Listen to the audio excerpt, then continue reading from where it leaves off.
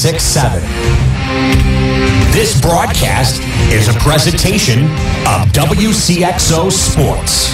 WCXO Sports is brought to you by the Benoff Insurance Agency in Breeze and Trenton, Breeze Dental Care, K&J Chevrolet, Reverman Chiropractic and Spinal Rehabilitation and Breeze Motor Sales, Southern Bus and Mobility, Kaskaskia College, the First National Bank of Carlisle, Reekman Brothers John Deere, Southern OBGYN Associates, St. Joseph Hospital Breeze, Med Plus Physical Medicine and Brett's Wildlife Lodge, Legacy Insurance Agents Steve Klosterman and Hardy's locations in Breeze and Carlisle, Breeze Family Vision, Tempo Bank, Country Financial representatives Keith Wilkin and Teresa Richards, and Area CC Food Marts. Welcome to the Spectrum Business Pregame on Max 96.7. Coming up tonight, there's only a couple weeks left in the high school football season. And as we get ready for Week 8, one lone broadcast school is still holding a perfect record. And we'll find out tonight if it stays perfect. How will this week go when the Modern Day Knights host St. Charles West? The Carlisle Indians take on Flora. And our broadcast tonight, Coach Rick Johns and the Wesclin Warriors' perfect season continues, and the postseason is just a couple weeks away. Will the Warriors end the night at 8-0 as they get ready to battle Coach Brian Short and the Central Cougars, who are looking to get back in the win column since their Milk Bowl loss back in Week 5. Coming up, we'll join Greg Meyer and Bruce the Moose Lloyd from the Dairy King broadcast booth with the call as the Wesclin Warriors host the Central Cougars. Plus, we'll hear from all four of our broadcast school coaches as we get ready for another Friday night of high school football. We're just getting started here on the Spectrum Business Pregame on Max 96.7. If you are ready for a better experience and a better product, call Dave Crabtree today to find out what Spectrum Business can do for you and to find out about a deal that's too good to pass up. Call 606-3798. That's 606-3798. Up next, the Bradford National Bank coaches interviews as the Spectrum Business Pregame continues on Max 96.7. You took the time to customize your home. Did you do the same for your home insurance? Country Financial can customize your insurance to fit your life. We are one of the few companies that offer an additional replacement cost option that replaces your house at today's prices. Call me, Teresa Richards, at 526-1100 or Keith Wilkin at 526-1179 or come see us at 617 North Main in Breeze to find out more about protecting the house you have made a home. Is this real? Hey, yo, sir. Do you know what I'm about to pay for gasoline? With the Fuel Rewards Network program, you won't believe how much less you can pay for your fill-up at participating Shell stations. Look at that. Just shop through FuelRewards.com and dine at participating restaurants to earn rewards. Then, use your Fuel Rewards Network card at Shell and save. Want to pay less for fuel? Sign up free at FuelRewards.com. Restrictions apply. Limit 20 gallons per purchase per vehicle. For information on rewards expiration and other details, see FuelRewards.com. Scientists say the universe is random. Why should your radio station be any different? You've got Max 96.7.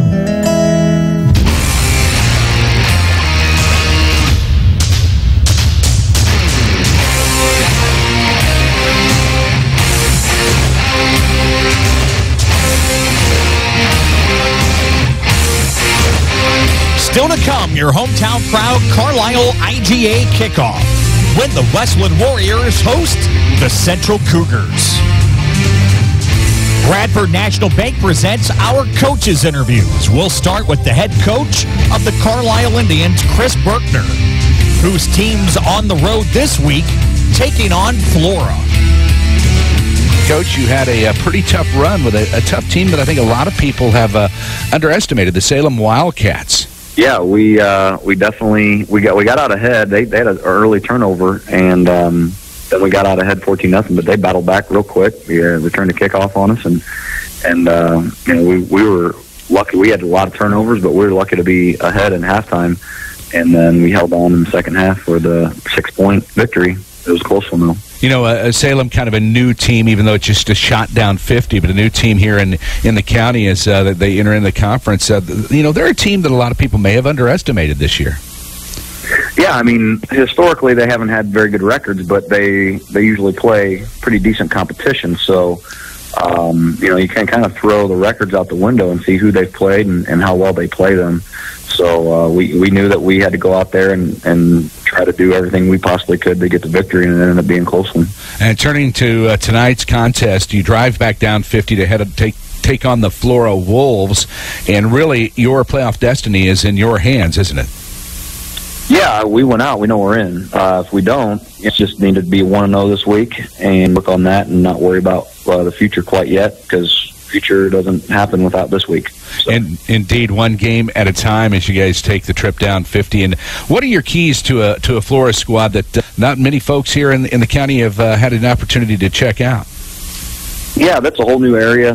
We don't play a lot of teams from over that way, so it's going to be interesting in how we match up with them. Our keys would obviously be turnovers. They're always an issue. Games that we've done decently with turnovers, we've done all right, and the ones that we haven't, we've pretty much bombed. So we've got to definitely take care of the turnovers and run ball. And I think then third down situations, both offensively and defensively, we just got to make sure that we take care of those momentum downs. Coach, we appreciate you taking the time, and good luck tonight as you travel to Flora. All right, thank you. Get unhungry for only $5 at your Breeze and Carlisle Hardee's. Dig into the $5 All-Star Meal with 4 different meals to choose from, like the Charbroil Double Cheeseburger and Jumbo Hot Dog, with natural cut fries, a fresh baked chocolate chip cookie, and a 20-ounce drink.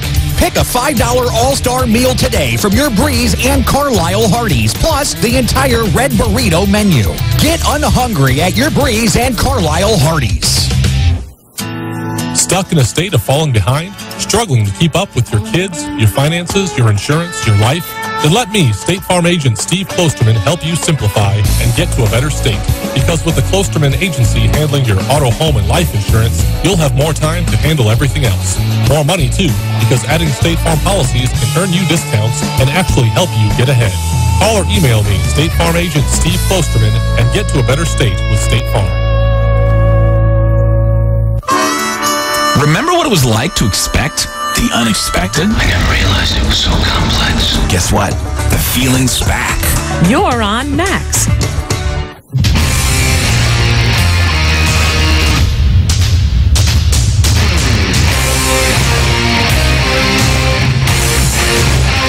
We're back as Bradford National Bank presents the Coaches Interviews. Coming up, we'll hear from Coach Brian Short from the Central Cougars and Coach Rick Johns from the Wesclin Warriors as we get ready for our broadcasts.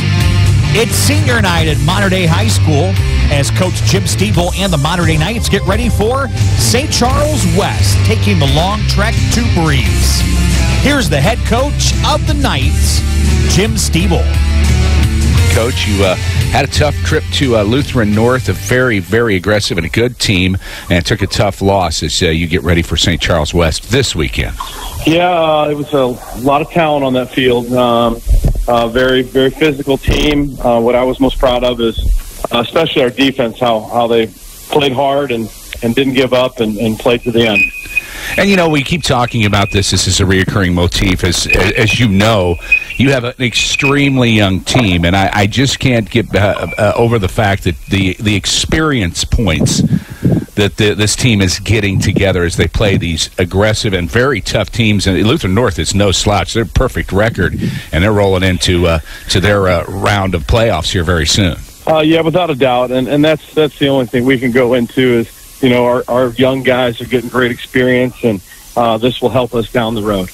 St. Charles West taking the trip, another long trip for the Mater Dei Knights tonight. What you're looking at for St. Charles? Wishbone, double tight, double wing sometimes. They'll split the bone too. They have some good speed on toss and double dive. So we got another tough team to play. A lot of seniors, like 22, 23 seniors. on this team. Their record doesn't really show how they are, though. They're a pretty decent ball club, and they get after you up front.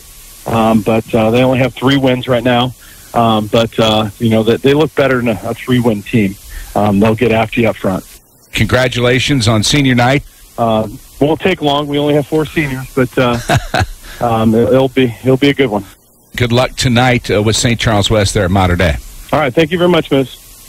When wearing contacts, you shouldn't even be able to feel them. If they're uncomfortable or feeling dry, come see us at Lebanon Optometric Center or Breeze Family Vision Center. We'll find the right contacts for you, whether it's multifocal, astigmatism, daily disposables, or hybrid lenses. Don't suffer through contacts that are just fine. We have all the major brands to choose from, and with locations in Breeze and Lebanon, if you damage or tear your contacts, we can replace them right away. Start seeing clearer today with a little help from Breeze Family Vision Center or Lebanon Optometric Center.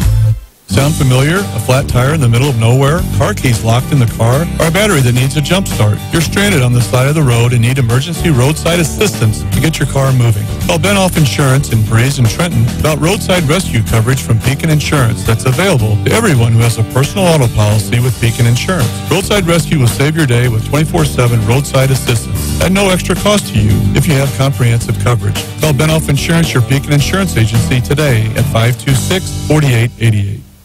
Do you mind if I turn on the radio? The music is great, and it doesn't cost anything.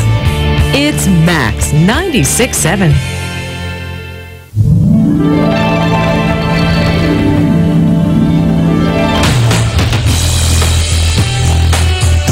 Are you ready to experience honest water? Delicious, pure, refreshing water delivered right to your home or business. If you're already drinking bottled water, you're going to the store and you're buying the bottles, you're buying a couple cases, you get home and you try to find spots in the garage and in the refrigerator, and then you got all the empty plastic bottles to deal with, and you do this every month. There's an easier way. How about trying pure, honest water delivered right to you with 3 or 5 gallon bottle options? Get ready for the convenience and ease that'll make your water drinking so simple and easy you won't want to go back to buying cases of bottles of water anymore. You can try Honest Water absolutely free for 1 month. Yeah, you can try Honest Water absolutely free for 1 month. Honest Water will set up a cooler and bring you 3 bottles of water at no charge, just to give you a chance to try it out. There's no obligation, and it's worth a try. Honest Water is locally veteran-owned and operated. All you have to do is call 806-2081 to get set up with a free month of Honest Water. That's 806-2081 or online, purehonestwater.com.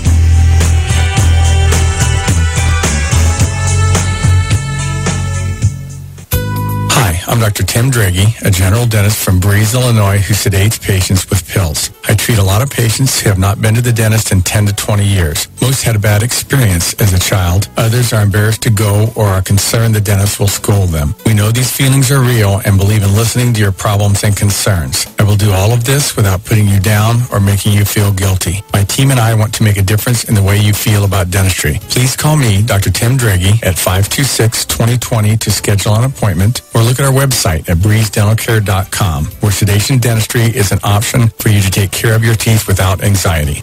New in 2017, Dr. Draghi and Dr. Santel are in-network providers with many insurance companies. New patients are welcome and most emergencies seen immediately. If you are looking for a happy dental home and would like to talk to the insurance coordinator about your insurance options, Breeze Dental Care would be glad to help. Call 526-2020. Welcome to our music warehouse. Lucky you're not the one who has to refile all these CDs. Playing everything. You've got Max 96.7.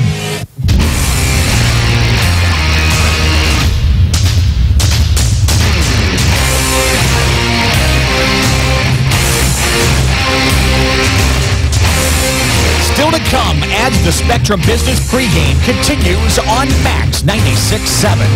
The Keys Brothers Auction and Realty Keys to Join Greg Meyer and Bruce the Moose Lloyd in the Dairy King broadcast booth for the Wesclin Warriors hosting the Central Cougars. If you are ready for a better experience and a better product, call Dave Crabtree today to find out what Spectrum Business can do for you and to find out about an incredible deal too good to pass up. Call 606-3798.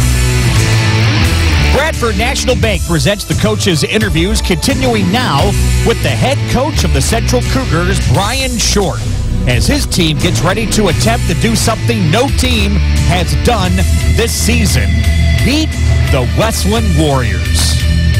Coach, you had a tough road loss in Columbia, but your kids battled well. Yeah, we had the ball on the last drive of the game with a chance to win the game.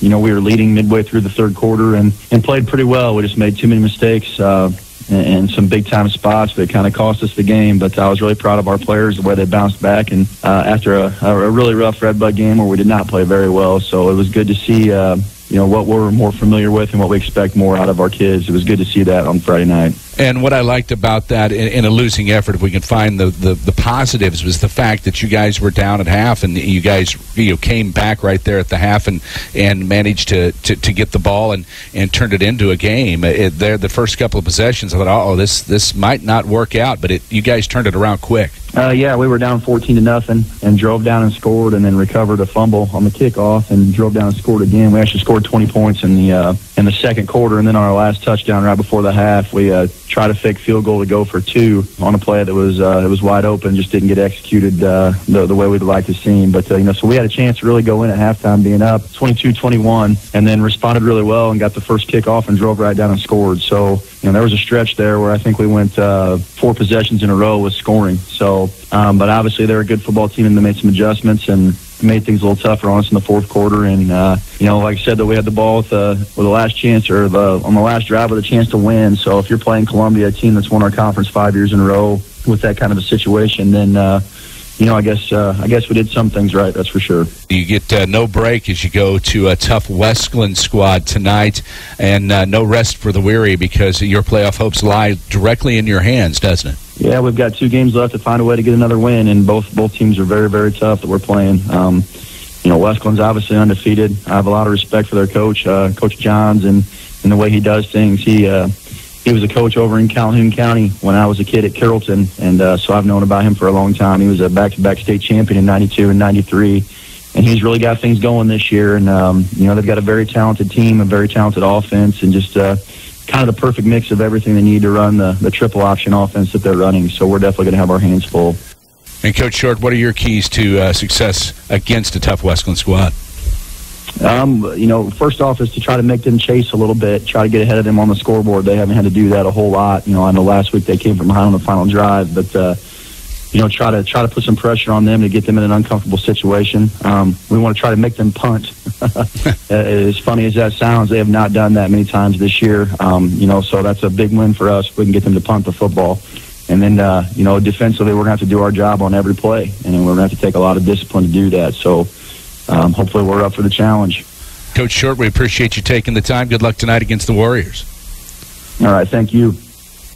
Reverman Chiropractic in Breeze would like to say thank you to our patients, staff, and local healthcare professionals for their continued support and cooperation as we celebrate 10 years in business. At Reverman Chiropractic, our focus is to work with you, the patient, and your other healthcare providers to deliver the best and most effective care possible.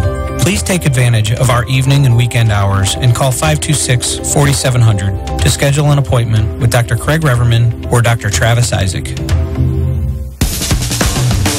Visit Breeze Motors to find the perfect car, truck, SUV, or CUV that fits your lifestyle and your budget. Breeze Motors is offering new 2016 Ford vehicles and a wide selection of pre-owned units. Breeze Motors has kept your vehicles in tip-top shape with genuine Ford parts in their service department for over 100 years. On Old Route 50 West in Breeze, visit breezemotorsales.com. Breeze Motors, your family dealer since 1913. We tell you our music library contains an embarrassment of riches. Except nothing embarrasses us. Playing everything. This is Max 96.7.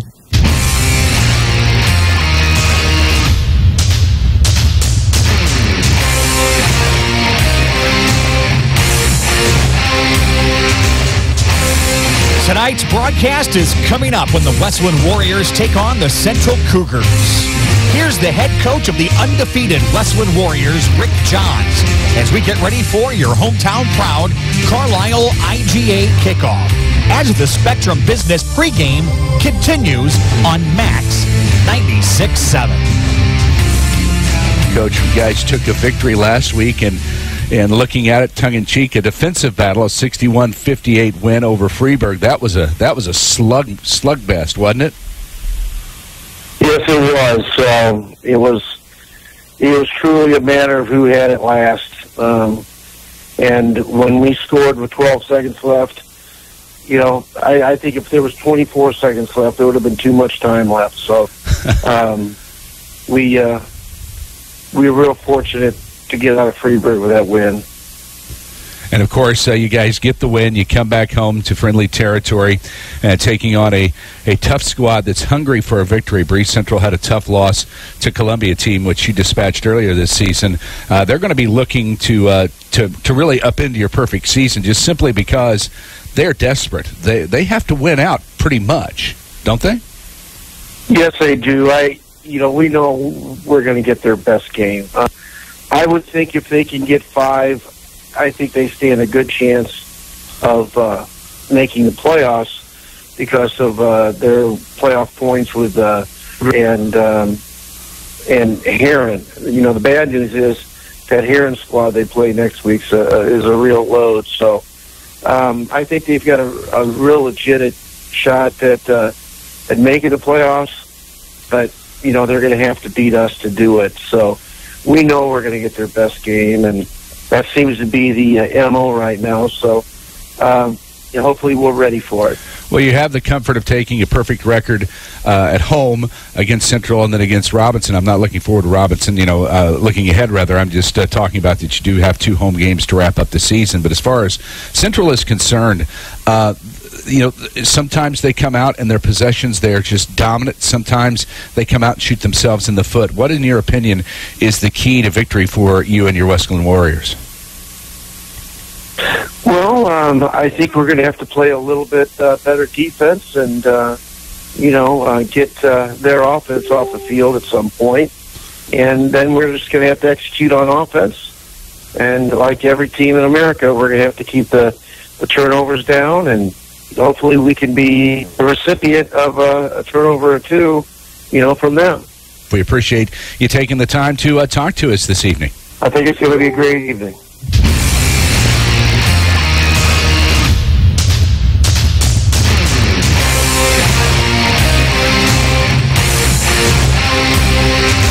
Bradford National Bank presenting the coaches' interviews as we wrap up the Spectrum Business pregame on Max 96.7.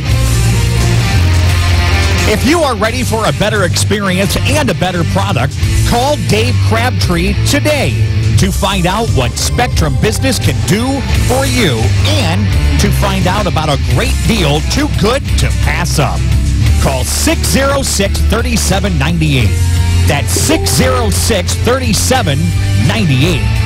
When we come back, we'll join Greg Meyer and Bruce the Moose Lloyd from the Dairy King broadcast booth as the Wesclin Warriors host the Central Cougars.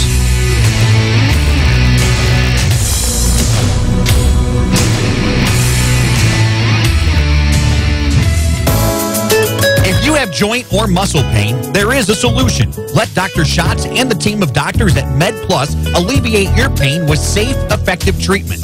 Their staff consists of a multi-specialty group of physicians, all working together to help you achieve lasting relief. Find out how natural medicines like Seraphin and Halogen make pain go away and keep it away. That's MedPlus in Carlisle's Northtown Plaza. Call today for a free consultation. 594-3671. Good times are waiting at Brett's Wildlife Lodge and Winery, just north of Carlisle on Route 127. There's no better place to see live music than the Brett's Outdoor Stage, hosting bands every weekend. The kitchen at Brett's opens at 3 on Monday and Tuesday. They open for lunch at 11 Wednesday through Friday, and they have breakfast Saturday and Sunday starting at 8, with dinner available daily. Brett's Wildlife Lodge and Winery is a great spot for a meeting, a party, a get-together, or just to grab a bite to eat. Call 594-8830 or go to wildlifelodgeandwinery.com. like to start a campaign to blow the buttons off people's radios. Is that realistic? This is Max 96.7. We're moments away from your hometown proud Carlisle IGA kickoff.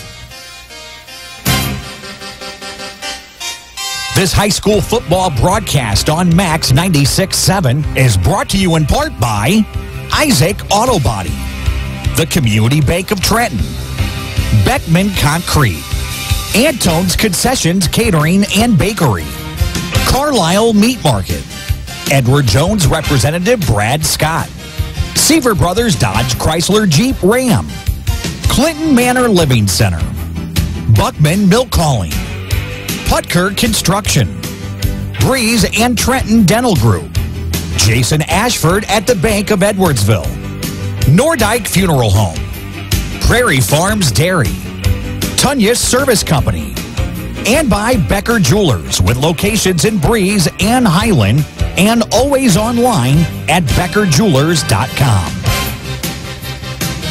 And now, from the Dairy King broadcast booth, here's Greg Meyer and Bruce the Moose Lloyd.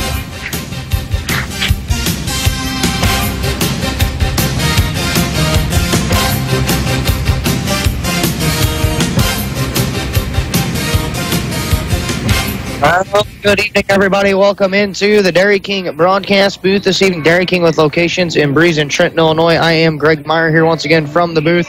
Bruce the Moose Lloyd joins me alongside here tonight as we get ready for a Cokehead Conference battle with the 4-3 Central Cougars, 3-2 in the Cokehead Conference, playing on the road against the 7-0 Wesclin Warriors and 5-0 in the Cokehead Conference here tonight.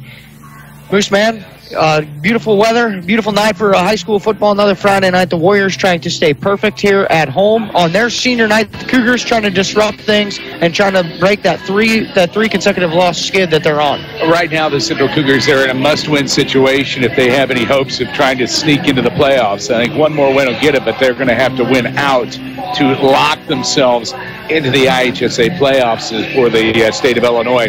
On the other side of the coin, Wesclin has nothing to lose. They just have to come out here and play good, solid ball, and they have a quirky little offense that I know a lot about because it's more the offense that used to see a lot whenever I was growing up. Not so much anymore. The spread has taken over, and Wesclin has been using that kind of wishbone type of scenario to their benefit all season long. Yeah, and that's one thing that we've talked about off air coming into tonight's game. The defense don't have a whole lot of time to adjust and get ready to play, for this style of offense. So, and like you mentioned, offense, we don't see much. On the other side, last week we were at Columbia. Central fell by 4 in a game that they probably could have won. Fell a little short. Brian Short said he really liked the effort when I was down on the field talking to him before the game. He said, I really thought our kids played hard and good enough to win. It just didn't fall in our fare last week. Well, and you look at the way that the Central Cougars started out. They were behind the 8 ball 14-0 in the first quarter. I mean, they really had an uphill climb. They've done that a lot this season. Had they started out a little bit different, had the team woke up there with the first couple of possessions, it would have been a whole different ballgame. They did have the ball in the final minutes to win the ball game. They just couldn't pull the trigger, and a very disappointing loss. Sometimes you kind of get that situation. You'd rather be blown out than lose like that. And I know that sounds weird, but sometimes you look at it and go, man, at least we know what we were dealing with then. But on the other side of the coin, it is a must-win situation for the Central Cougars. And if you look at the keys to the game, the Keys Brothers Auction Realty keys to the game for the Central Cougars, as we heard there in the pregame show, consistency. Don't get caught with your pants down. Basically, don't get caught on this type of offense that they run. Contain, stay, and this is one thing that you have to do. You have to stay in your zone. Kind of like the old kickball match in soccer. You're running down the field. You got to stay in your lane, stay in your zone. Same here. You got to be ready for anything coming out of that offense for the Central Cougars as far as defense. The offense, you can't give up penalties. They had a few last week, and you can't give up turnovers. That's the keys for the Central Cougars. On the other side, go ahead. On the other side, the Wesclin Warriors last week, not offensively, go ahead and notch up 61 points last week, give up 58. Rick John said defensively did not play well last week. Obviously, the score shows that, but the offense has been doing a tremendous job, as we've mentioned here, entering tonight's game, scoring a lot of points, 41 points per game on the season. You score 41 points, you better win the ball game. And the aspect of that is they have been giving up a few points throughout the season. Defense needs to tighten up a little bit. You're coming up against an offense, the Central Cougars. There's a lot of rivalry here just down the road. Their keys, they're going to have to play their game. They're not going to give up a big play on defense to the Central Cougars. That's got to be the situation for the Auction Brothers. The Keys Brothers Auction and Realty keys to the game. No big plays on defense, and you've got to run that offense to a T, and that's going to be the keys to success there for the Wesclin Warriors. So both teams here, Wesclin already in the IHSA playoffs. Cougars trying to get there, and they're going to have to, obviously, with a road test tonight and a hard-fought home game that they're going to have next week against the Heron Tigers as well next week. A couple other games to look at on the schedule tonight. 4-3 Carlisle trying to play their way into the playoffs. They are at 3-4 Flora. Mater Dei 2-5 is at home against St. Charles West. They are 3-5. Centralia 5-2, and Mount Vernon 1-6. Highland 7-0 at 3-4 Mascoutah. So you're ready here for your hometown proud Carlisle IGA opening kickoff. Central will be kicking off from the right to the left. Central in their road gray pants with white jerseys, purple helmets. Wesclin in the home orange with white pants. Jay Detmer's kick down the middle. It's going to take a bounce at the 10-yard line and roll inside the 5. Finally picked up there by KJ Corley.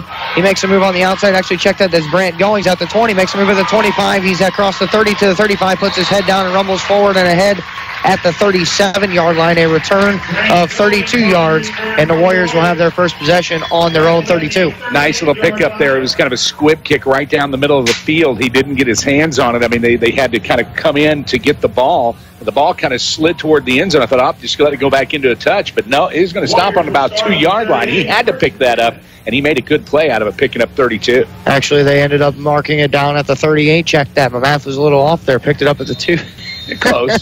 Close enough for the girls we run with. So here we go now, and it's going to be one receiver each way here for the Warriors, who come out in this unique style with quarterback Josh DeMage is going to go under center and is going to have a couple of up backs to each side and a fullback in there as well. And Bill Brick now, he motions a man across and hand right up the middle for Bill Brick across the 40, 45. He's across midfield to the 45, dances at the 40 to the 35, and the Warriors with their first down of the night.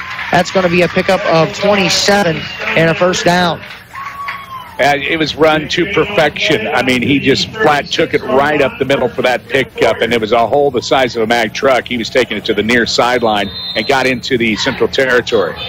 One play, one first down for the Warriors, and they're already in Central Territory. Ball spotted just outside the 36-yard line. And DeMage, the quarterback, under center once again here with a couple of tight ends and up backs in there as well. And they go right back up the middle to Bill Brick. He bounces off his offensive lineman across the 35 down at the 31. A 4-yard gain on that play to be second down and medium coming up for the Warriors. What'd you get the total on his first carry? I forgot where I got 27. That'll work. Thank you, sir. 27 on that first carry by Bill Brick, and he gets 5. So he's got 2 carries and averaging about 15.5 per carry now. Note to self, stop Bill Brick. 2 receivers now split out to the left for DeMage, and again, in that full house set in the backfield. Again, fakes the handoff to Bill Brick, and DeMage, the quarterback, keeps a big hole there across the 15 to the 10 to the 5, and DeMage is going to score a touchdown for the Warriors from 32 yards out. And the Warriors take the lead here just over a minute into the ball game. DeMage, you know, with one thing with the way that wishbone is kind of set up, the way that option kind of plays, however you want to look at it, they're so close to the line of scrimmage. The defense has a hard time picking up the ball carrier. And that is one thing that you think, oh, well, how do you do that? Well, you spread offense, things get spread out quite a bit. In this situation, everything is so compact, and that is one of those things. They had no idea he was breaking through the line with the ball. Kaylee Thayer on to for the point after touchdown. Brent Goings is the holder. Good hold. And the kick on the way for Thayer is good. So just like that, a minute 15 into the ball game, it's the Warriors 7, the Cougars nothing. You're listening to high school football here on Max 96.7. Wait, what? Hospital Breeze. Moms and dads receive the pampering they deserve at this special time in our modern birthing suites. New family members are welcomed into the world in a safe, soothing atmosphere by truly caring and competent professionals. If you're expecting more from your maternity care, check out our amenities at stjoebreeze.com or call 526-5423. Reekman Brothers Farm Equipment has locations in Oakville, Centralia, and Breeze. Reekman Brothers sells the finest John Deere tractors, plus lawn and garden equipment and accessories. Reekman Brothers has been a part of the farming industry for over 83 years. Call Reekman Brothers for farm machinery and farmland auction services. 243-6186. Reekman Brothers, your John Deere dealer. It's Max 96.7. Not want to see. So the kickoff is going to be received by Tyson Lobb at the 20. Makes a move at the 25. He's got the 30 in the corner to the 35, and then forced out at what looks to be about the 41, maybe. We'll see where this side judge brings it in. It's going to be at the 38-yard line. 38. He stepped out of bounds, and of course making some hay on that one. About a 12 to 13-yard pickup gives them very good field position. Now you got to see the Central Cougars try to answer here. It's not imperative. You know, we're early going here with 10:37 to play, first quarter here from Wesclin. You want to see Central, if you're the Central contingent, to get out and start running some solid plays. The problem they had last week is they had a very slow start. You can't have a slow start with the Wesclin Warriors. Trent Nunn in there in the shotgun formation. We got a whistle and a flag here on the first snap for the Cougars on offense. Looks like they're going to get a penalty on Central, maybe a man in the neutral zone. Yeah, procedure penalty, so they're going to go backwards. False start. So backs them up 5. So just like Brian Short mentioned in our Keys Brothers Realty and Auction Company keys to the game, didn't want to have penalties on offense, and the Cougars come out and they can't even get a snap off without taking a penalty. So you got 15 yards, first down for the first down. 15 yards to go, first and 15 for the Central Cougars. First and 15, as Bruce has mentioned there, and a couple of fake handoffs by Nunn. He's looking out to the left, and he had a wide open Christian Tahandan who had nothing but the goalpost to tackle him, and he just overshot Tahandan, incomplete. Just let him a little bit too close on the near sideline. Tahandan was wide open enough he could eat his sandwich on his way down there. I mean, there was nobody near him. Unfortunately, they missed an opportunity there as we get ready for second down and 15 for the Central Cougars here with 10:31 to play, first quarter action. Wesclin on top 7-0. We talked, I was down on the field before the game talking to John Howard, the offensive coordinator. He said, Greg, we're going to try some trickery. We're going to try some different things tonight to try to get the flow on offense or defense going.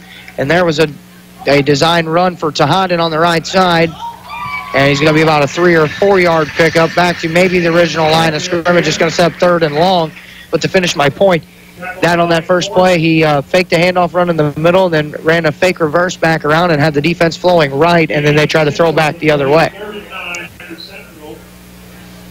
Just a little misdirection there, trying to jazz things up. And I mean, if you're Central, you've got to do something. Like you said, they started off like gangbusters, and then they hit this lull in the midseason that's really just crushing right now. Trips to the left for Nunn. He looks and throws across the middle. It's complete for a first down at midfield to Timmy Callahan, and that's going to be a pickup of about 11.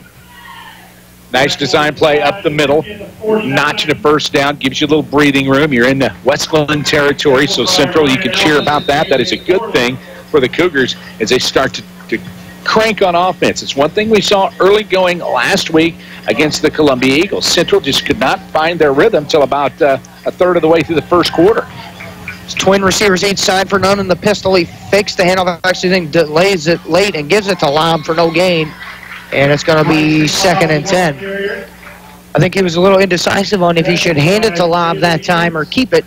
And then he ended up keeping it, giving it to Lobb there, and he ended up getting no gain. No gain on that for Lobb. I mean, you know, it has to be a bang-bang play. But he saw something. I'm not sure. It looked like it was kind of stuff collapsing on the far sideline, on the far line to his right. And I think that's what kind of tripped him up a little bit. He finally gave the handoff, but it's too late.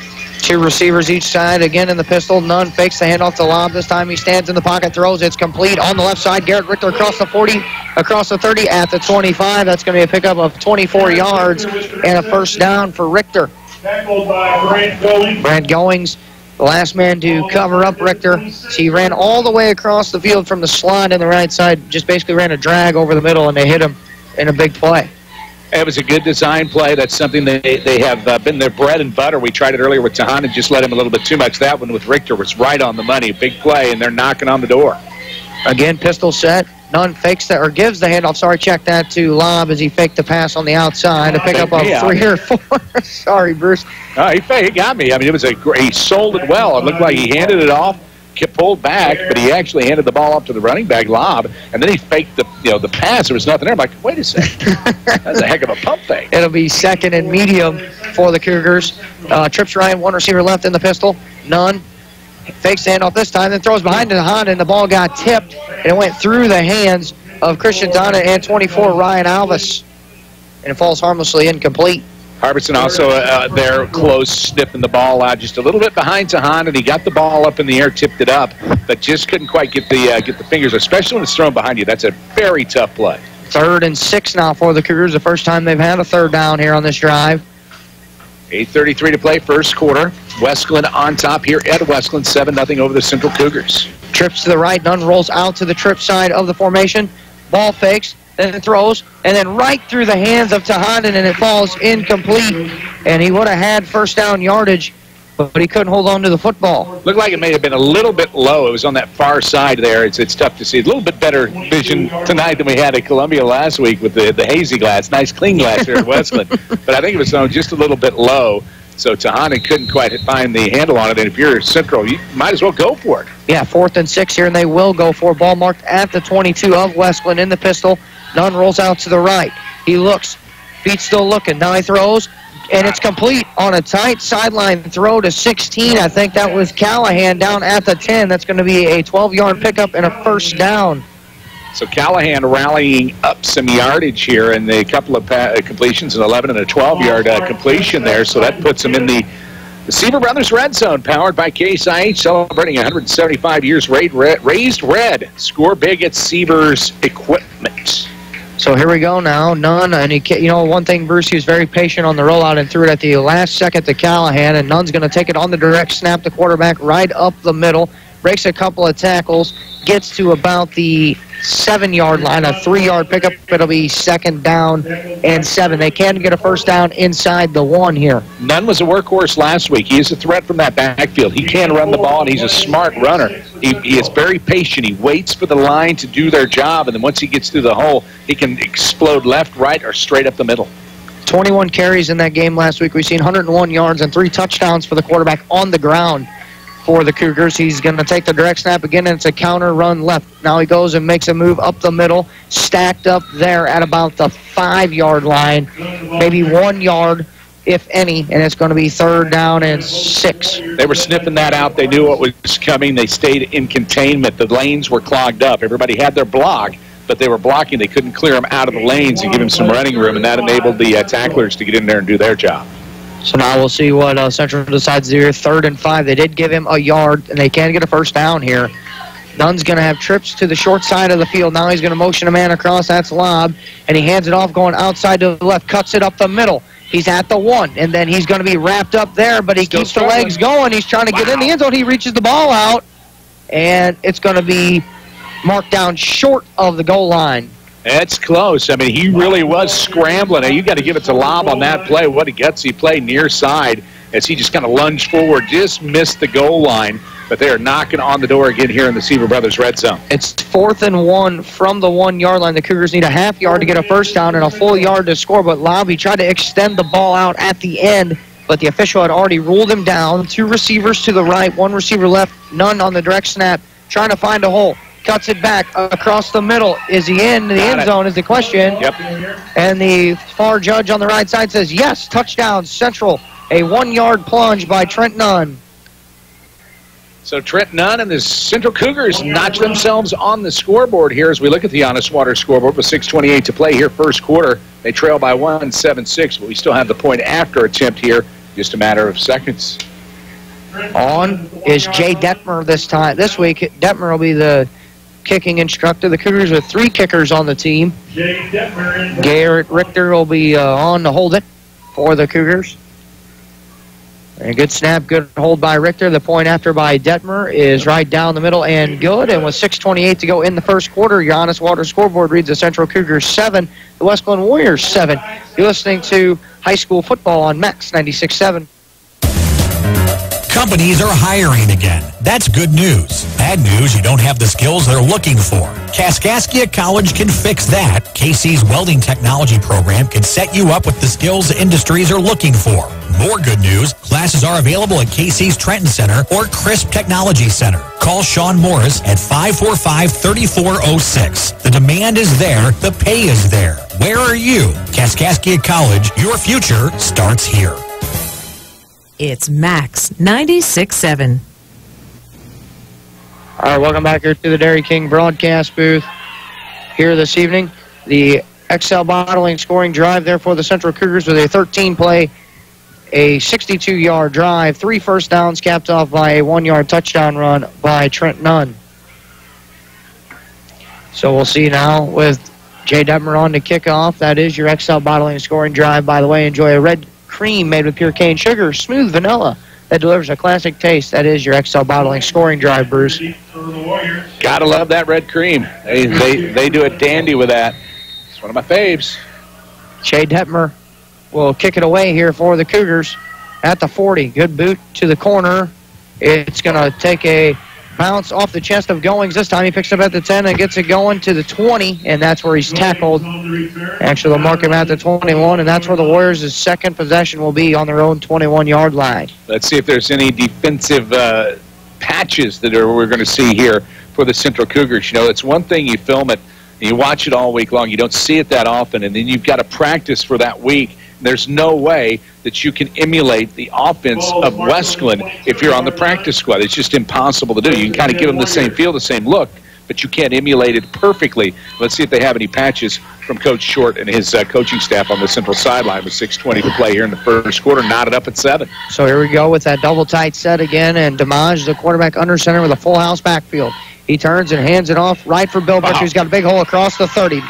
Follows his blocker to the 35, to the 40. Now tripped up at the 45.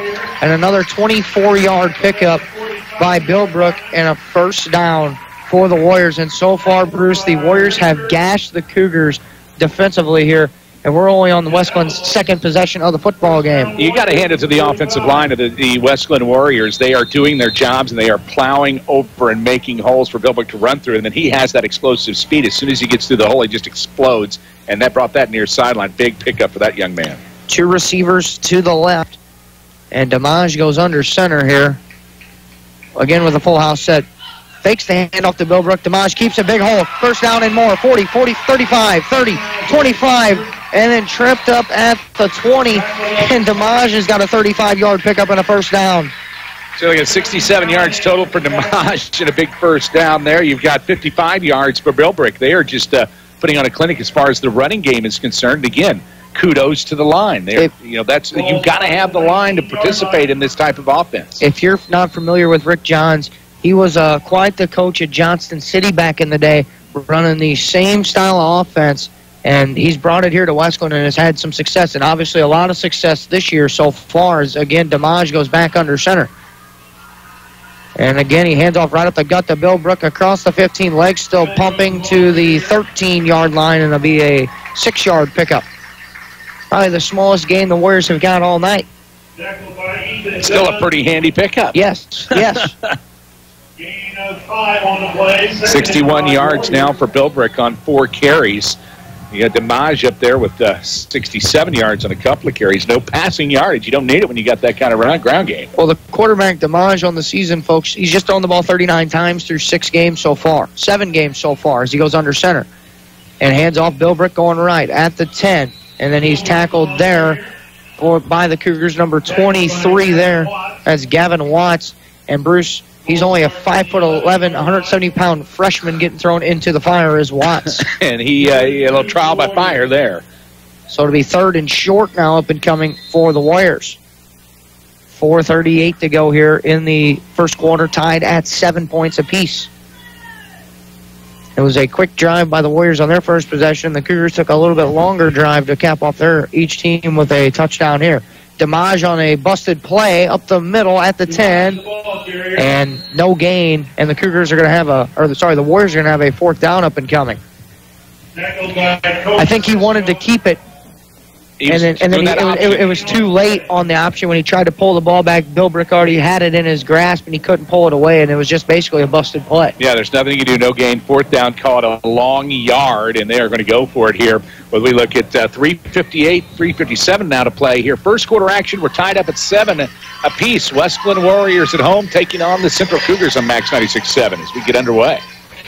So DeMage under center gives it to Bilbrook, and it should be enough after a 3-yard pickup for a first down. They will give it to him, and it'll be first and goal. They'll mark it down at the 8-yard line.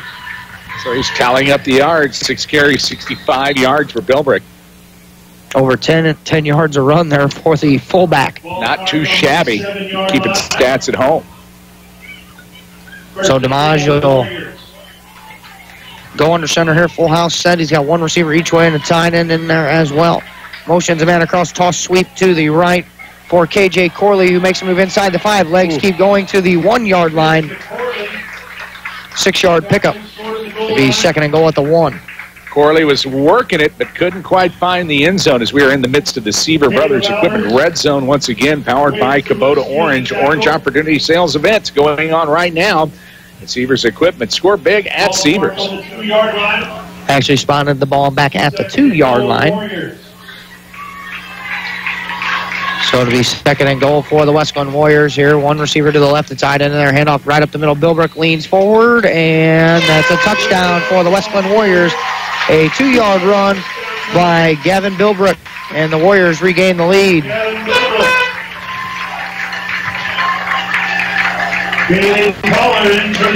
Kaylee Thayer's coming on now for the extra point, and a 13-7 Warrior lead here.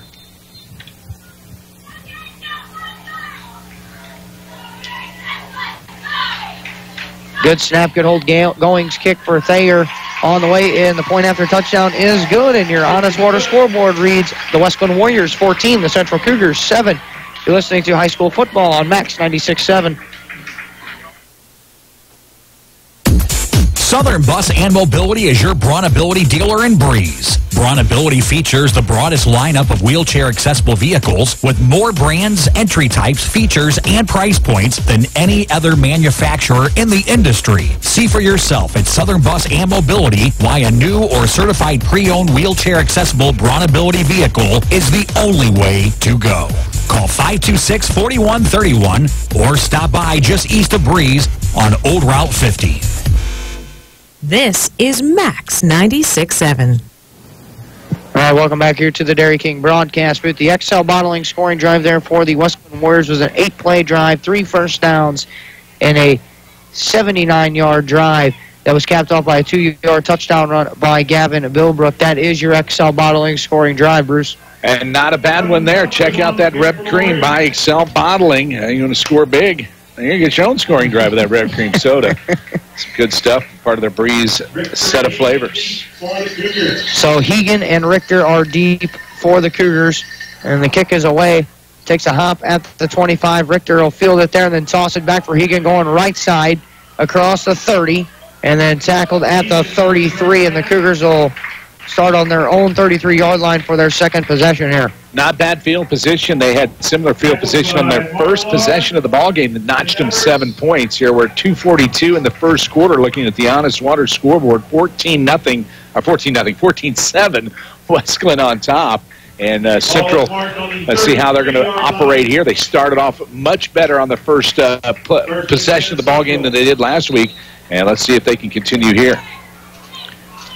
So now Nunn in the pistol set, 2 receivers to the left. He's going to run on the counter, right up the gut, and he's going to have no gain. Ball must have came out at the end. The Cougars will regain possession. So it'll be second down and 11. I'm showing a loss of 1. Yeah, now Walters was the recovery. Loss of 1 there for Nunn as he just lost maybe a half yard there for Nunn as he just lost the ball. So here we go now. Under center will be Trent Nunn as he gets the signal from offensive coordinator John Howard. And he's going to have 2 receivers left and a receiver to the right. Actually, he's going to go 2 receivers to the right now in the pistol. Takes a good snap, drops straight back. He's going to look left, and he's going to throw a deep ball to the left side for Richter, and he just overthrew him. Running there stride for stride with him was R.J. Kattenbreaker. Richter goes incomplete. And it falls incomplete. Kattenbreaker had him, like you said, stride for stride, and it was just a tick overthrown. He tried, he had the receiver trying to kick it into high gear there, Richter, but he just couldn't wheel that in, and it would have been nothing but a touchdown. About 2 yards separated that ball from a touchdown pass, and they're going to try it again here as we like third and call it a long, just over 10 yards, maybe 11 yards. Pistol set for none now again. Good snap, toss sweep here left. Lob then flips it back around in a double reverse pass. He's going to look to the left. He's got Lob, and it went right through his hands, incomplete. Just a little bit underthrown. He had to kind of wait on the ball a little bit because they had a lot of razzle-dazzle going out there, and they just couldn't quite make it connect. Maybe offensive coordinator John Howard wasn't lying to us on the field before the game. They tried a couple of things on that possession that we haven't seen the Cougars do all season when we've seen them play this year. The old double reverse, throw it back, and then try to catch. I mean, it almost worked to a T as Aaron punting formation out 4th and long. Wilby's punt is a good one, and angled to the sideline, went over Goings' head and then rolls out at the 22. So the Cougars do flip the field, so the Warriors will start with their third possession on their own 22-yard line. But Bruce, on that second down throw when he just threw it over Richter, they tried to fake a design screen left and then try to let him leak out down the field, overshot him there, and then the double reverse pass actually had Lob open, but he just underthrew him. The safety just got there just late, just enough. Just enough, just a little bit underthrown. And I mean, when you have a situation like that, and like I said, you're doing that razzle-dazzle in the backfield, it gives the offensive line, or the defensive line rather, an opportunity to start getting penetration. I mean, you can only expect your offensive line to hold for so long. That play took a while to transpire, and it was kind of a rush throw and just a tick short. The difference between the Central Cougars and the Wesclin Warriors, the Warriors ain't running no razzle-dazzle on the Cougars here. They lead 14-7. They're just running it right at them. And then Goings went in motion and a flag, and I think we might have a neutral zone infraction here. It's going to be a jump on the Warriors on that. No, it's on the Cougars. I was going to say, I think the Cougars came across on the fake motion.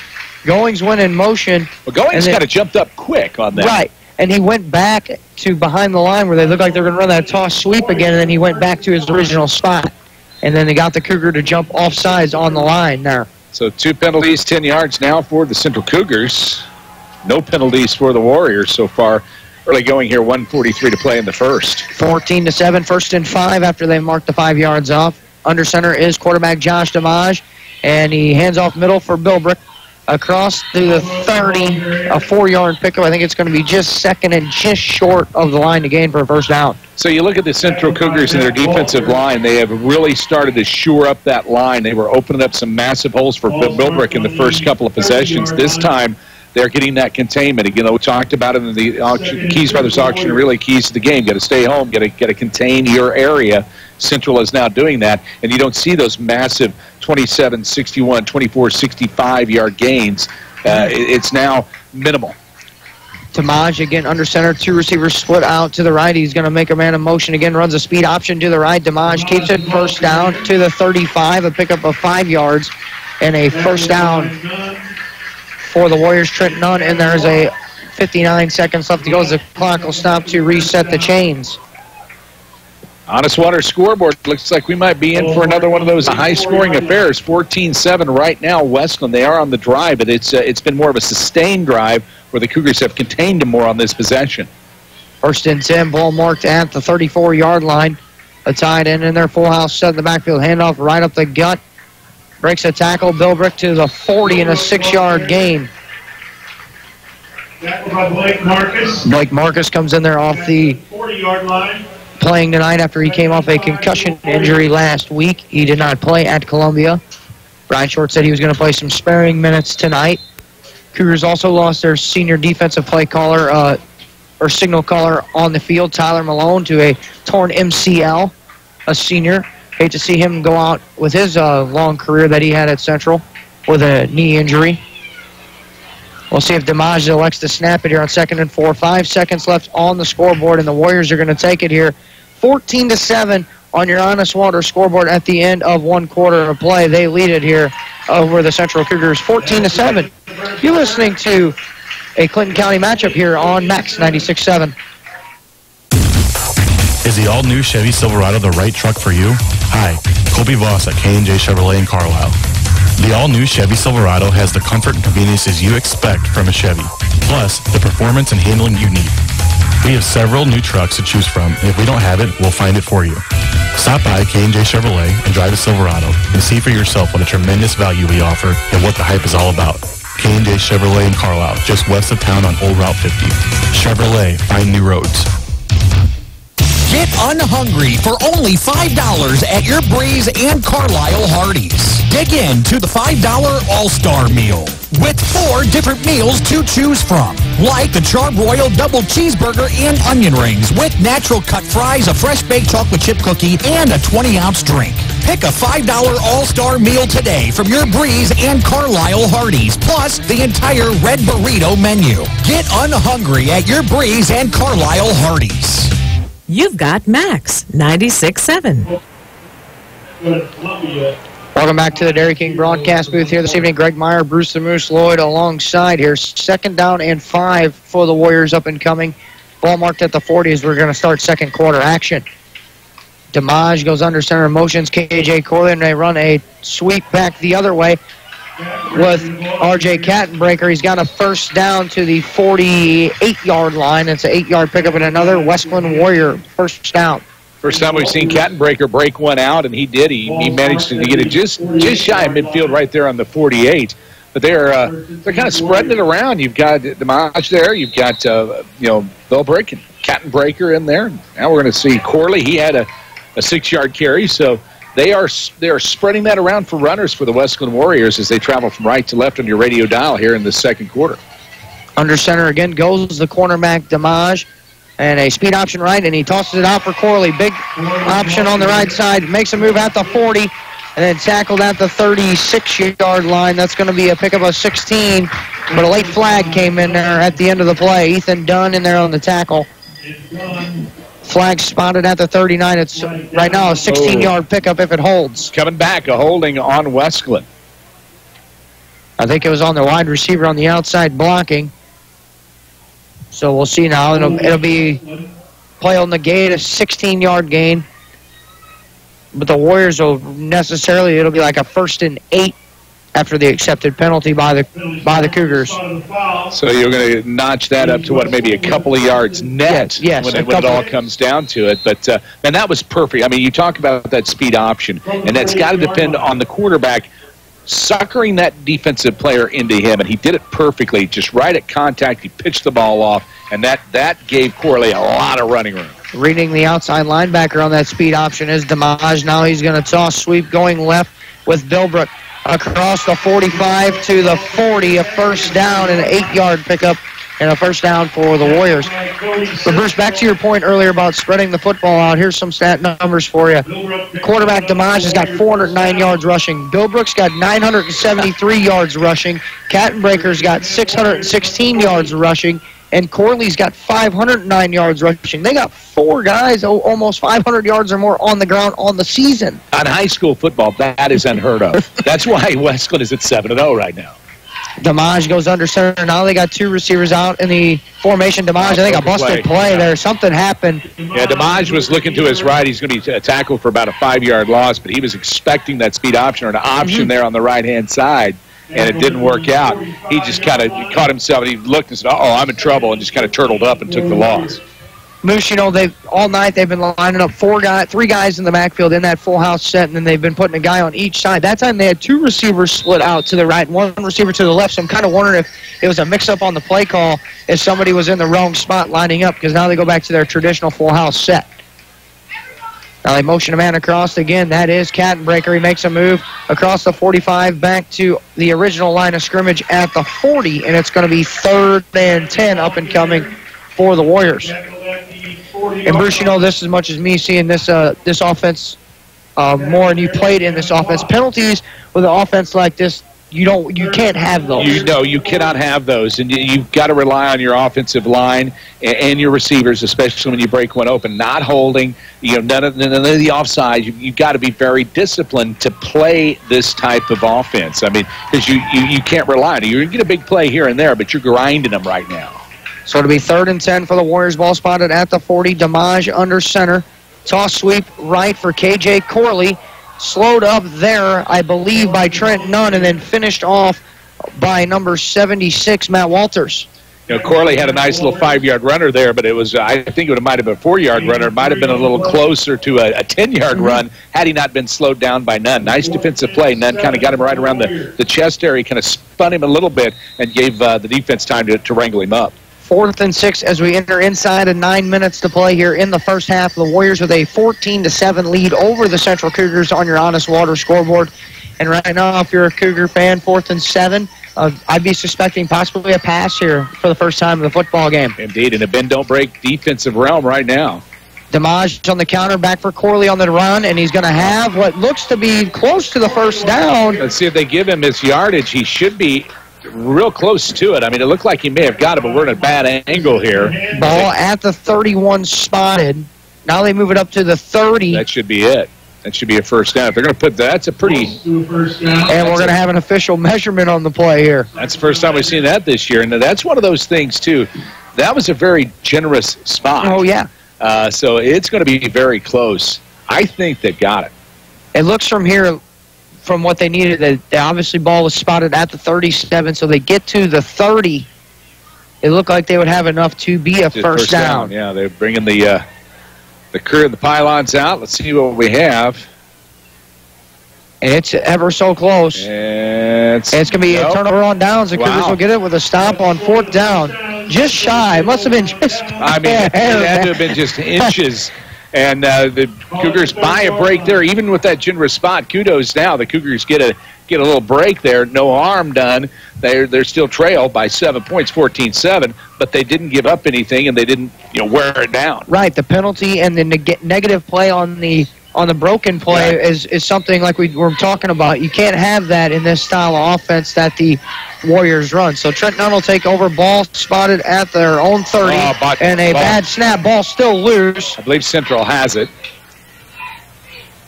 And we'll see here. Like the quarterback may have been backing out a little bit early on that or late snap, and it's still Central basketball. I'm getting early, aren't I? A little early. A little early for basketball. Central football. It'll be loss of 1. Cody Cisco, the right guard, was demanding to pick up the football there on the turf. 8:02 to play, first half action. It's Wesclin on top, 14-7 over the Central Cougars here in a big conference matchup as we look at the Honest Water scoreboard. Nunn's going to roll out to the right in the shotgun. He's looking right, throws at the last second. Richter comes back to the football nicely. First down to the 42-yard line, 43-yard line. We'll give him a gain of 13 on that play and a first down. It's another nice play for Richter, notching 13 on that one. He had to come back to the ball, but he kind of saw that his quarterback was getting some pressure as the peel-off block from the running back. It did its job, but he broke and released because he's the safety valve, but a nice play nonetheless. Nunn's got 3 receivers to the left in the pistol. He hands off up the middle, Tyson lob. No gain. Loss of a couple back to the 39-yard line. Loss of 3. They are not messing around when Lob gets the ball. They just gang up on him, and you got to give a shout to the interior defensive line there of the Wesclin Warriors, jamming things up on a very good offensive line for Central. So 2nd and 13 with 7:05 to play here, first half. They look over to the sideline to get the play call. We'll see what they dial up. 2 receivers to the left, 2 receivers to the right for Nunn. He rolls out to the left, ball fakes, and loads up and throws a deep ball down the left side. Oh, through the hands of Alex Garcia, incomplete at the 20. That would have been a pickup of 42. It was a big one. And Garcia he had to, we talked about that last week, going against your hand when you roll to that right and you have to throw across your body. And he set himself up. He led Garcia perfectly, but Garcia just didn't quite have the right position. He had to kind of turn a little bit to catch the ball. Bounced off his hands, but still a difficult pass for Garcia. 3rd and 13 up and coming here for the Cougars with 6:50 to play. They had a deep ball opportunity, big play, and that's the second one that's fallen incomplete for the Cougars. Pistol set. Nunn again rolling out to the left. A runner coming at Nunn. He finally has to get rid of it. A sliding catch. Got it. Oh, I don't know. That was close. By Garcia, actually. I'll give it to him. Garcia with a catch, 13 yards and a first down. Enough to move the Sticks into at the Wesclin 46-yard line. Actually, they're going to give him a gain of 14. So the Cougars enter Warrior territory here with 6:40 to go. Clock rolls here. First half action. Spectrum Business halftime show will be coming up. We'll have your stats analysis, scores from other games as well tonight. Trips to the right, one receiver to the left in the pistol. Low snap. None. Handoff, middle, lob, no gain. Well, right now the defensive line is just clogging everything up for the run. It looks like the Cougars are going to have to really stretch that field and try to bend that defense through the passing game, because right now their running game is next to nothing. They're going to give them a loss of 3 when it's all said and done. So another 2nd and 13 for the Cougars. Looking at 6 yards, call it 9 yards of rushing so far for the Central Cougars. So as you can see, they've really shut that down. All of the big plays and the scoring drives were on the pass play. So look at the Cougars to try that aerial attack a little bit more, maybe spread that defense out so they can establish a run game. Cougars in no hurry, 2 receivers each way, Nunn looking to set up the screen underneath to Timmy Callahan. He does that, makes a move to the 45, but it's going to be a 4 or 5 yard gain. And it's going to be 3rd and 9. Tackled by Corley and Alvis. KJ Corley, sorry, Bruce, on the tackle. So you got to look at 3rd down and a long 9 for the Central Cougars here with 5:18 to play in the first half. Wesclin on top, 14-7. You're listening to all this coverage right here on Max 96.7. Good to have you along on a beautiful night. The wind kind of blowing in a little bit from the, call it southeast, and a beautiful Wesclin field. Trips right, 1 receiver left, pistol here for Nunn. We'll see what the Cougars do. 5 minutes to go first half. Straight drop, looks left, throws left, complete first down. Alex Garcia. A bullet, too. To the 33-yard line, a 12-yard pickup, and a first down. KJ Corley there on the tackle, and that's another thing the Cougars, we've seen them do now quite frequently. Bring 3 receivers to the one side of the formation, throw a slant on the backside. That's the 2nd or 3rd time we've seen that tonight alone, and we've seen it a lot last week at Columbia as well. And they're going to have to continue to run that as they try to establish that run game. But that was a blistering pass, man. I think I saw a contrail on that. Nice job for Garcia snagging that one. That was a hurt. That stung. Nunn toss sweep left for Tyson Lobb. Cuts across the 32 to the 31, and only about a yard or 2 on that. On the far side, Brent Shirley in there on the stop for the Wesclin Warriors. It's going to be 2nd and 8. But it's a positive gain for Lobb. If you look at Lobb, he's a very good runner, and he's been shut down so far. He had a no gain. He had a 5 and a 3-yard pickup. Then he lost 3 on a couple of carries because of the containment on the defense. That one notches him back up. So that seems to be the pitch out. Try to stretch that Warriors offense, or defense rather, whether it's right, left on the ground with the pitch outs or the passing game. Trips right, 1 receiver left again, 2nd and 8. Nunn fakes the hand off the Lob. He looks, throws over the middle. Richter complete at the 5, and a flag comes flying in. That's a flag and a guy that was way behind the play. Let's see what they're going to call here. Complete to Garrett Richter. Richter's going to have, I think they might have a sideline warning, I'm assuming is what's going to be the call here, because they're already moving the sticks. That is what that was, a sideline warning on the Warriors. First down, that's going to be a pickup to the 5, a 27-yard gainer. And a Cougar first down from Nunn to Richter. And that's what it was, sideline. That's why the side judge was so far behind the play. Somebody interfered with him on the sideline. So, again, it'll be pistol set for Nunn. Actually, check that. They got 2 offsetting fullbacks in the shotgun for Nunn. It's going to be that counter play that he's ran so effectively all season. And that one there, no gain back to the 10. And that's a loss of 5 for the Cougars on 1st and goal. Loss of 5 on the play. I will say this, Bruce. Cougars do get the ball to begin second half, so that's maybe, I think, why we're seeing them take their time here a little bit. Offensively, 3:10 to go here in the first half, trailing by 7 points. Yeah, you're not in panic mode by any stretch of the imagination. The Cougars they're trying to establish that running game. Right now, they've been living and dying by the passing game. It seems to be working, but you don't want to rely on that the entire second half because they're going to be game planning. So let's see how they play this out with the second. Nunn rolling left with his 2 receivers right now. He's just going to follow his blocker and run back to the original line of scrimmage across there inside the 5. On the far side, we'll mark him down at the 2. It's going to be a pick of a 6, 3rd and goal from the 2. Looking at the Seaver Brothers red zone push, powered by Exmark. Mow like a pro with Exmark. Score big at Seaver Brothers. You know, mowing season will be winding down. Right now, it's a time to get in a nice zero-turn mower. Get a great deal now as they try to unload those 2017s to make room for the 2018s there at Seaver's Equipment. So here we go now. Richter's going to go across from the right side of the formation to the left. And again, they're going to set up with two offsetting fullbacks to the left of Nunn, who's in the shotgun formation. Flag on the play comes flying in here. Flag down on the play. We'll check the marker. Dead ball. Offsides on the Warriors. Half the distance. So to put them at the 1.5-yard line, we'll call it 3rd and goal from there with 2:09 to play here in the first half. First infraction for the Wesclin Warriors here late in the first half. 2:09 to play here in the first. Nunn.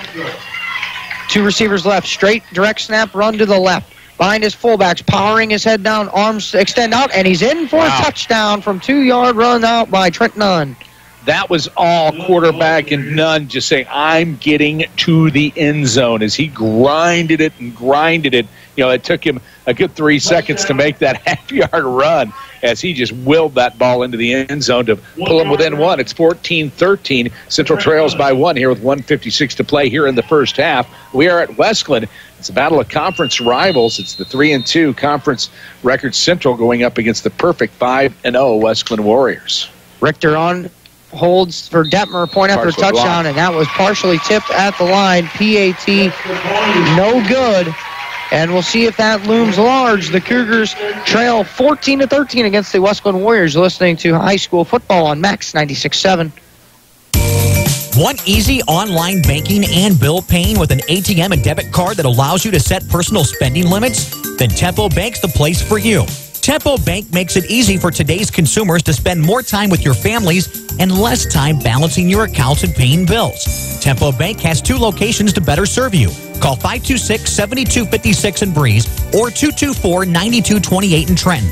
They'll be glad to help you. Tempo Bank is your answer to easy, hassle-free banking. This is Max 96.7. Welcome back here to the Dairy King broadcast booth here this evening. Dairy King locations, Breeze and Trenton, Illinois. Greg Meyer, Bruce the Moose Lloyd alongside here tonight. It's easy for you to say. XL Bottling scoring drive for the Cougars was another 13-play drive that went 70 yards, 4 first downs, capped off by a 2-yard touchdown run by the quarterback, Trent Nunn. Point after touchdown, no good. XL Bottling scoring drive. Enjoy a red cream made with pure cane sugar. Smooth vanilla that delivers a classic taste. That is your XL Bottling scoring drive. Mooseman 14-13 on your Honest Water scoreboard here. Point after touchdown missed. Looming large here right now going into the break, even though the Cougars do get the ball. Yeah, that could be. We'll see how we play that in the waning seconds of the fourth quarter, but that might be an issue for the Central Cougars as they set to kick off from left to right on your radio dial after the touchdown. Detmer, a little pooch kick towards the side. That one's going to bounce and finally roll out of bounds at the 20. And they're trying to kick it into that no man's land area again. And kicking into the wind, too. I mean, the wind is coming from the southeast, so trying to find that gap there. So they're going to get the penalty for the ball trickling out of bounds. It's going to give the Wesclin Warriors some pretty good field position. There's still plenty of time as we watch that first bevy of drives from the Wesclin Warriors. They picked up a massive amount of yardage on the ground as they were getting used to that unorthodox, if you will, offense that no one runs anymore. Yes, and that's the thing is they were picking up chunks and scoring quickly in the first quarter. And we'll see if they can do that again. But we'll see if, like you mentioned, the Cougars' game planning has gotten a little bit better here in the second quarter, trying to gash. But this offense by the Warriors is definitely tough to defend. Damage goes under center, and a quick handoff. Bill Brook across the 40 to the 42. Call it 7 yards there for Bill Brook. I'll tell you what, Bruce, another thing is their straight runs up the middle that they've ran all night here in the first half are over 5 to 6 to 7 yards at a time. Yeah, I mean, I'm just looking at Bilbrick. He had the big one for 27, and it's a 4-yard gainer, then a 24-6. He had a 1, 3, 2, 4, 6, 8, 7. So you've got that ratcheting up. Damage with a man in motion goes toss sweep left for Kattenbreaker. First down across the 45. Legs still churn to the 50. That's going to be an 8-yard pickup and a first down for the Warriors. And we've still got 1:20 to play here in the first half. So 23 yards for Cattenbreaker on his third carry of the ball game. You have 84 yards for Bellbrick. He's carried the ball 10 times. The quarterback's taken it 4 times for 35 net yards. He had a loss of 5 on that last possession. DeMage goes under center now.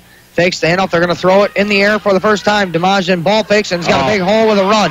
He's across the 35-40, 35-30, 25, and then out of bounds at the 24-yard line. A pickup of 26 and a first down, and that's just the quarterback making a heck of a play for himself and then being smart enough to get out of bounds to stop the clock. One of the few fast plays we're going to see from the Wesclin Warriors. It seemed to be more of a broken play, and he saw the amount of room that he had up the middle in that pass block situation for the line, and he just took it right up the gut, far side to near side, and made a big gainer, a 26-yard gainer for the Warriors. DeMage under center now, motions goings again, fakes the handoff, and then goes back to the counter for Cattenbreaker. Makes a move at the 20-15 to the 11-yard line, call it the 12. Give him a gain of 12 and a first down. And the Warriors' sense of urgency trying to get in the end zone here before the break. Trying to put some scores on the board with 53.7. They have plenty of time as they take the timeout for Wesclin. Timeout Wesclin here, 14-13. The Warriors lead the Central Cougars on your Honest Water scoreboard. You're listening to high school football on Max 96.7. Stuck in a state of falling behind? Struggling to keep up with your kids, your finances, your insurance, your life? Then let me, State Farm agent Steve Klosterman, help you simplify and get to a better state. Because with the Klosterman Agency handling your auto, home, and life insurance, you'll have more time to handle everything else. More money, too, because adding State Farm policies can earn you discounts and actually help you get ahead. Call or email me, State Farm agent Steve Klosterman, and get to a better state with State Farm. When you put money in our bank, you started a chain reaction. We made an auto loan. A local car dealer sold a car. A car salesman got a commission. His wife bought groceries. The checker at the supermarket got a paycheck. You made that happen. Thanks. The First National Bank in Carlisle. A better way to bank. Member FDIC. Visit us online at 1nbcarlisle.com. Max 96.7.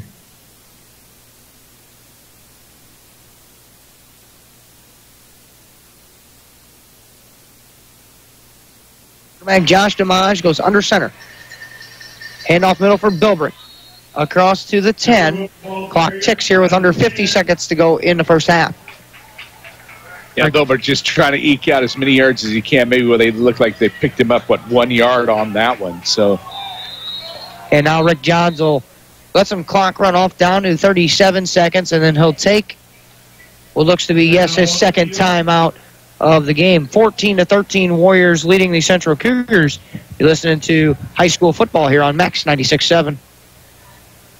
For a truly affordable and all-inclusive senior living experience unlike any other, come to Legacy Place in Breeze, offering exceptional and professional care. Legacy Place delivers kindness and compassion to residents with independent, assisted living, or memory care services. Legacy Place offers luxurious and comfortable home-like living with fireplaces, activity areas, cafes, salons, and much more. Call 526-9600 for a free tour at Legacy Place. Max 96.7.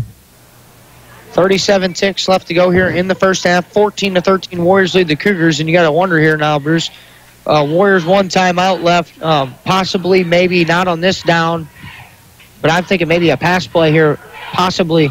Well, you got to look at something. You got to stop the clock. You still have 1 timeout left, and I mean you've got second down, 9 to go. You got to get a first down before you get in the end zone. Not that that matters much with 37 ticks on the clock. You're up by 1, 14-13 as we go to the half. I got to see them at least try to put the ball in the air once. DeMage under center now, motions a man across. He is going to counter it back the other way, going with Corley. And KJ Corley on the counter is going to score a touchdown, and the Warriors are going to extend their lead on a 10-yard touchdown run by KJ Corley. And the Warriors extend the lead. Corley now getting his name in the books a little bit more. That's his 4th carry for looks like 16 yards for Corley, and that was a biggie for the touchdown. Thayer on for the point after touchdown. Going's the holder. Good snap, good hold. Kick on the way by Thayer is no good. Nope. So they miss a point after touchdown, and now it's just a touchdown game here between the Cougars and the Warriors. 20-13 here with 31 seconds left to go. So we'll take a look here at that XL Bottling scoring drive. There was a 6-play drive that went 65 yards, 3 first downs, capped off by a 10-yard touchdown run by KJ Corley. That is your XL Bottling scoring drive. Enjoy a red cream made with pure cane sugar, smooth vanilla that delivers a classic taste. That is XL Bottling. Just got to give people a little breakdown and describe what went down here on that point after touchdown. It is a natural turf field here at Wesclin. They also have the white goalposts on either end, north and south ends. However, they're not the full stanchioned goalposts. They're not the ones that go way up in the air. They're kind of the shorter, modified versions. Less wind resistance, obviously. But it's kind of hard to gauge unless you're right underneath it. Sometimes, if you kick it over the top of that stanchion, you can't tell. And it looked like, that's why I was like, I got to wait for the referee's call. It looked good, but it was just a little bit wide right. So we'll see now if the Cougars set up a return here after that drive. The Honest Water scoreboard, Wesclin 20, Central 13, 31 seconds to go here in the first half. Kick is kind of a pooch kick and a catch there by Callahan, but his knee was down first when he caught it at the 37-yard line. The Cougars with 3 timeouts and 67 yards or more to go. We'll see what they decide to do. I kind of thought I wouldn't have ruled out an onside kick at that point because, number one, it's going to bleed some more time off the clock. And, it's going to give him a short field, but it's going to bleed a lot of time off. And it was just a little poocher. It only made it about, 20, maybe 18 yards up the field. So that's close. Trips to the right of the formation. One receiver to the left on a low snap. Nunn rolls out to the right. Looks and throws. Richter, catch at midfield. Makes a couple of men miss, trying to get out of bounds. And he finally does at the 50. That's going to be a gain of 18 and a first down with 20 seconds left to go.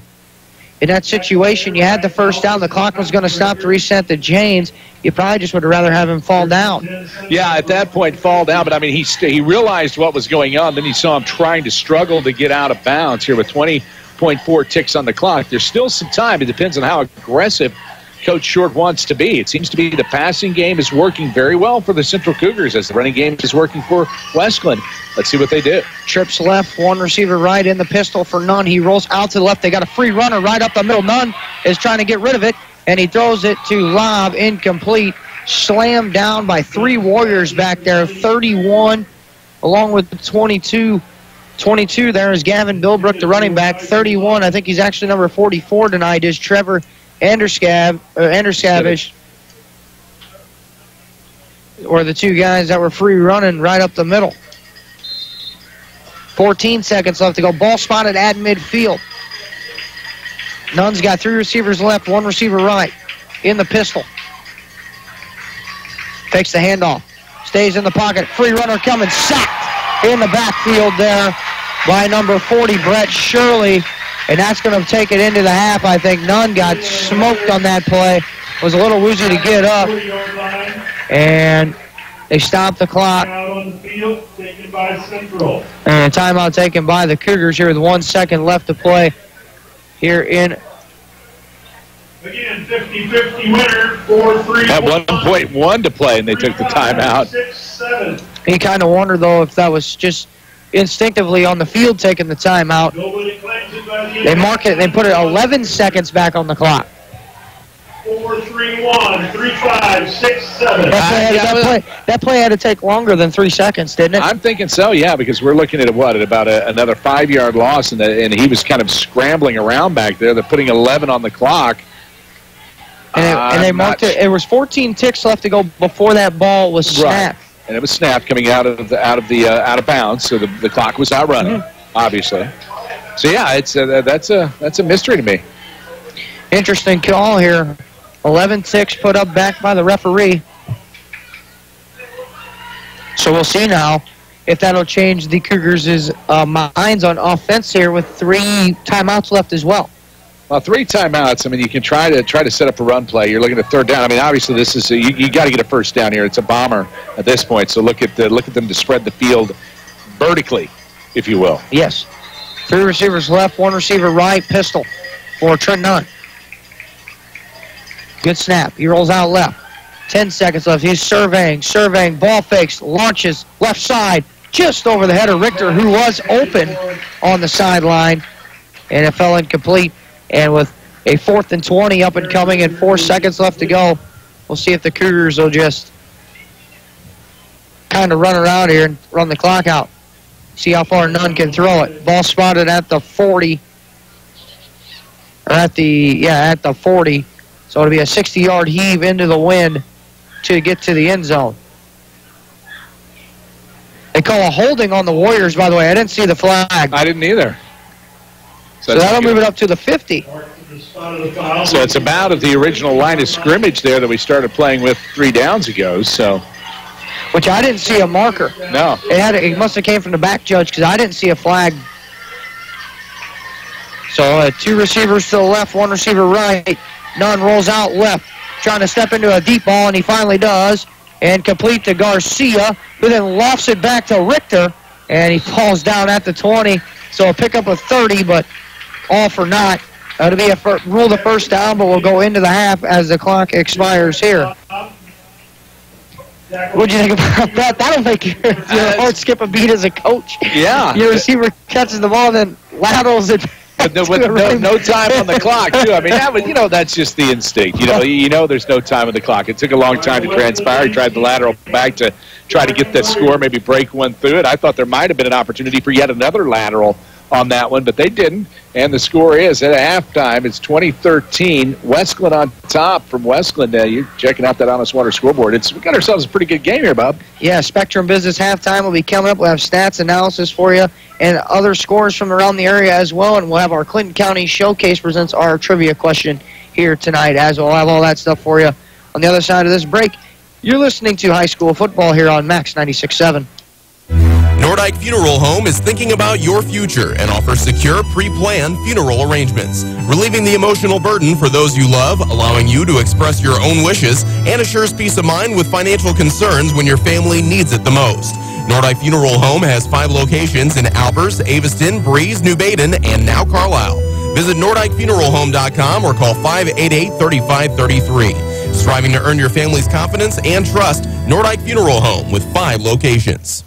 Crappie Masters All-American Tournament Trail is coming to Carlisle Lake Saturday, October 14th for a national qualifier. Everyone is invited to sign up now at crappiemasters.net. Click on Tournaments, click on Carlisle Lake. You can also sign up on Friday, October 13th at the Mariners Village Conference Center, #1 Resort Drive in Carlisle. Get ready for the Crappie Masters All-American Tournament Trail coming to Carlisle Lake Saturday, October 14th. Looking for something to grill tonight? Carlisle Meat Market is here to help. For 24 years, Carlisle Meat Market has been your full-service meat market, providing the highest quality meats to the community. Need a special cut? They can get it at no extra cost to you. Carlisle Meat Market also carries the Boar's Head line for their gluten-free lunch meat and cheeses. Come in for their lunch specials every day, starting at just $5. Need a grill? They have that too. Carlisle Meat Market is a certified Traeger grill dealer. So come in and let Carlisle Meat Market help you figure out what's for dinner. No one colors your world like Levion. Hi, this is A.G. Becker from Becker Jewelers, and we would like to invite you to our 3rd annual Levion Trunk Show, returning to our Breeze and Highlands stores. Levion is a jewelry lover's dream come true, and we want to show you even more of this incredible designer line on Wednesday, October 18th in Highland and Thursday, October 19th in Breeze. Levion is bringing their entire multi-million-dollar collection back to Becker Jewelers. From Levion's natural-colored chocolate diamond solitaires to beautiful rings featuring 14-karat gold and amazing Levion-colored stones like passion ruby, blueberry sapphire, and peach morganite. This will be a wonderful opportunity to experience the entire Levion line. All the latest styles will be here at Becker Jewelers for 2 big days. Call us to RSVP in advance and let us know you're planning on coming. The dates are Wednesday, October 18th in Highland and Thursday, October 19th in Breeze.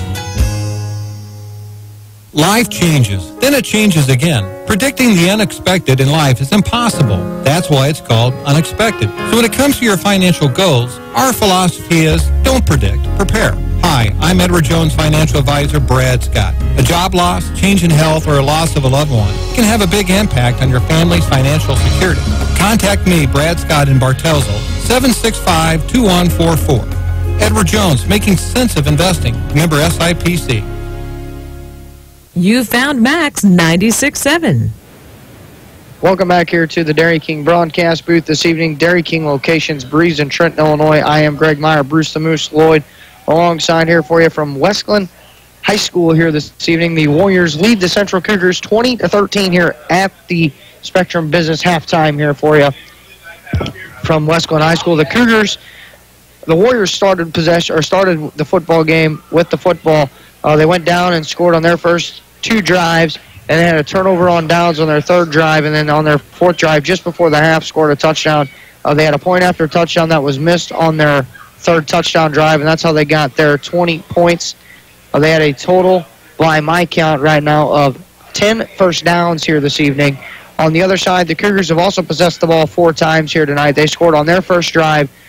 Trent Nunn with a couple of touchdown runs.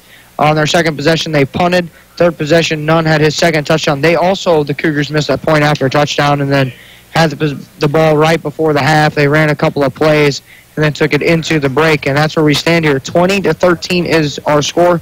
The Cougars also have 9 first downs on the night, Bruce. And I think so far in this game we could say that the Warriors in that offense is supposed to be meant to control the clock, but the big play ability of Wesclin has made the Cougars kind of want to control the clock here, and they're more of an air raid style of offense. Yeah, and that's exactly what's happening. As we look at the breakdown, you've got your leading rusher so far for Wesclin. The method to my madness is number 22, Gavin Bilbrick. He's 12 carries at 92 yards. Dimaj, the quarterback, Josh Dimaj has 61 yards on 5 carries, 35 yards for Kattenbarker. He is he's tallied up 35 on 4 carries, 16 yards for Corley. So 204 yards total offense, none from the air. All of that is ground game. Now, on the other side of the coin, to kind of back up what you're saying, if you look at the rushing yardages with all the negatives and the no gains, they have a positive run of about 3 yards on the ground. The rest of the total yardage for Central from the air, 115 yards from the air, and that is 7 of 13 for 151 yards, total of 154 yards. Leading the way receiving is Richter with 114 yards, 17th for Callahan, and Garcia with 12 yards. So that's what you're looking at. You had Tahanan with a 5-yard pickup, and then besides all the losses, that's been about it as far as the negative yardage for the Central Cougars on the ground. So you've got the tale of two cities, quite literally, one into the other. One is grounding it on the ground and just driving it down your throat. Central, the aerial attack is working for them. If you're Breeze Central, you're looking at this and you're game planning it, you got to be going, we got to do something on the ground. We've got to open that game up. And if that's the case, it can get kind of tipsy for the Wesclin Warriors. Now, we sit up here and we talk about that, the Warrior defense. And I think the reason why the Warrior defense against the run is so darn good, and I've kind of pondered this a lot when we had them week 6 when they played Carlisle. You got to go up against an offense that runs the ball as effectively as they do.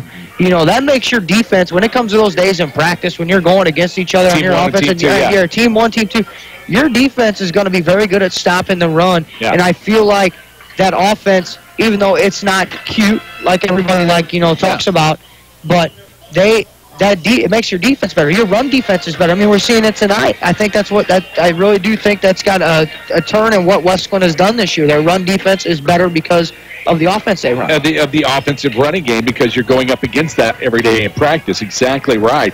On the other side of the coin, if you look at the matchups through the year with Wesclin, they have allowed a lot of points because whenever teams look at this, they say, okay, we run the spread offense. We're not going to be able to contain that running game, so we're going to have to figure it out through the air, much like Central is doing here tonight. And that's when you start to see those big scores. Yes. I mean, when you look at it at halftime, it's 20-13. It's not out of hand yet. I mean, last week it was just crazy. It was a defensive battle last week, right? What was the final? 61-58. There you go. So you're going to have those high-scoring games, and it kind of makes your defense look suspect.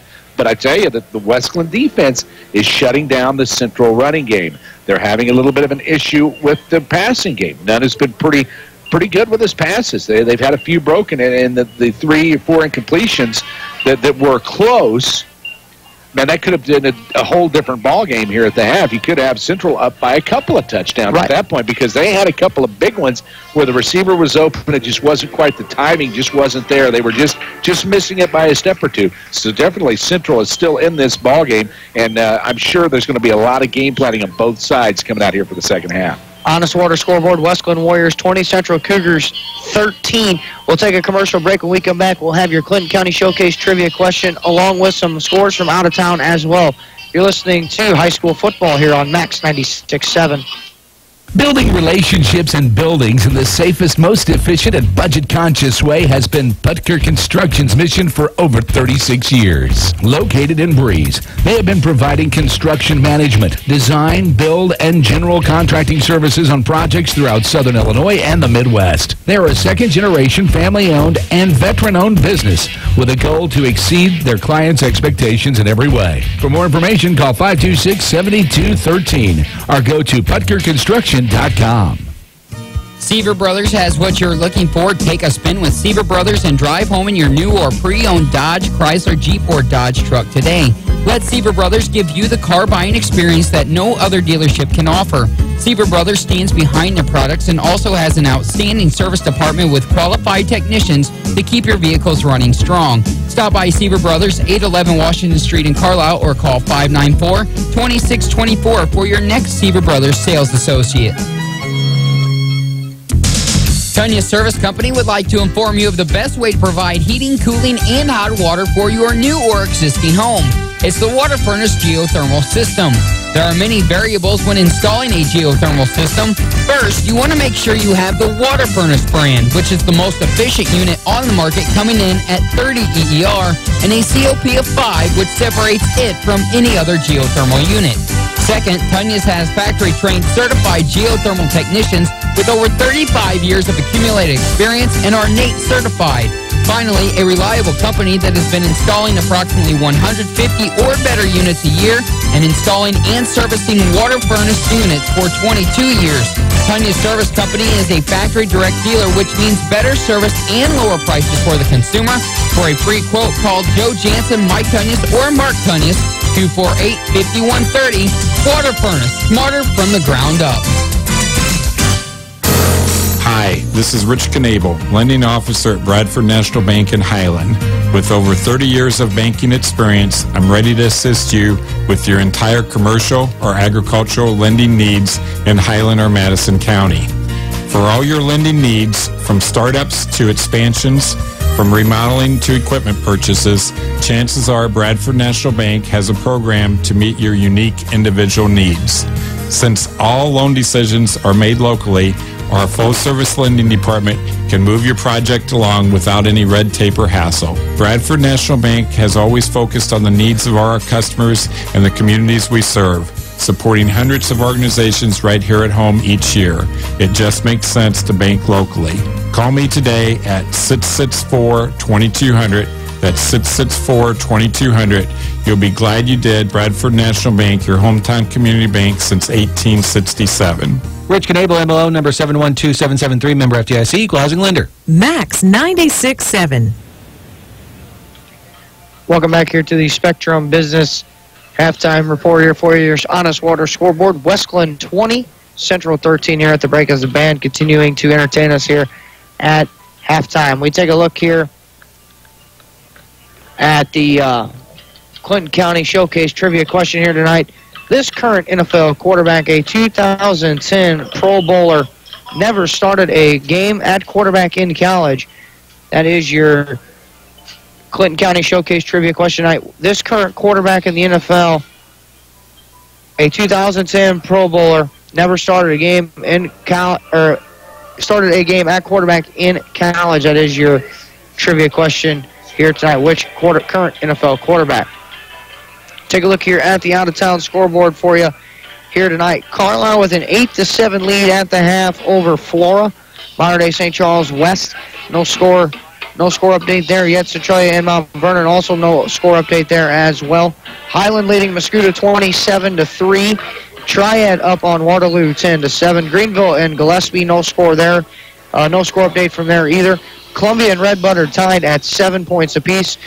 Surprise upset alert right now. Cahokia with a 14-7 lead over Althoff, and DuQuoin with a 35-0 lead over the Nashville Hornets are your out-of-town scores for you. Again, that Clinton County Showcase trivia question is, which current NFL quarterback, a 2010 Pro Bowler, never started a game at quarterback in college? We'll have the answer for you on the other side of this break, along with second half action here from Wesclin High School. You're listening to high school football here on Max 96.7.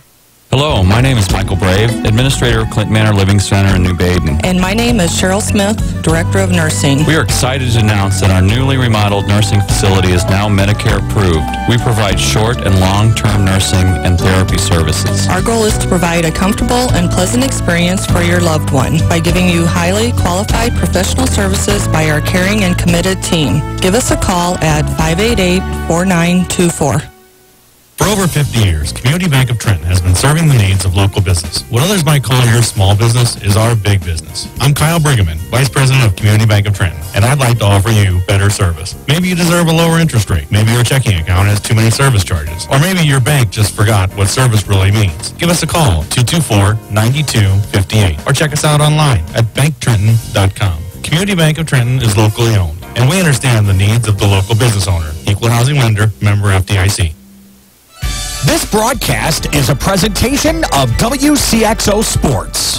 WCXO Sports is brought to you by the Benoff Insurance Agency in Breeze and Trenton, Breeze Dental Care, K&J Chevrolet, Reverman Chiropractic and Spinal Rehabilitation and Breeze Motor Sales, Southern Bus and Mobility, Kaskaskia College, the First National Bank of Carlisle, Reekman Brothers John Deere, St. Joseph Hospital Breeze, Med Plus Physical Medicine and Brett's Wildlife Lodge, Legacy Place, State Farm Insurance Agent Steve Klosterman and Hardy's locations in Breeze and Carlisle, Breeze Family Vision, Tempo Bank, Country Financial Representatives Keith Wilkin and Teresa Richards, and Area CC Food Marts.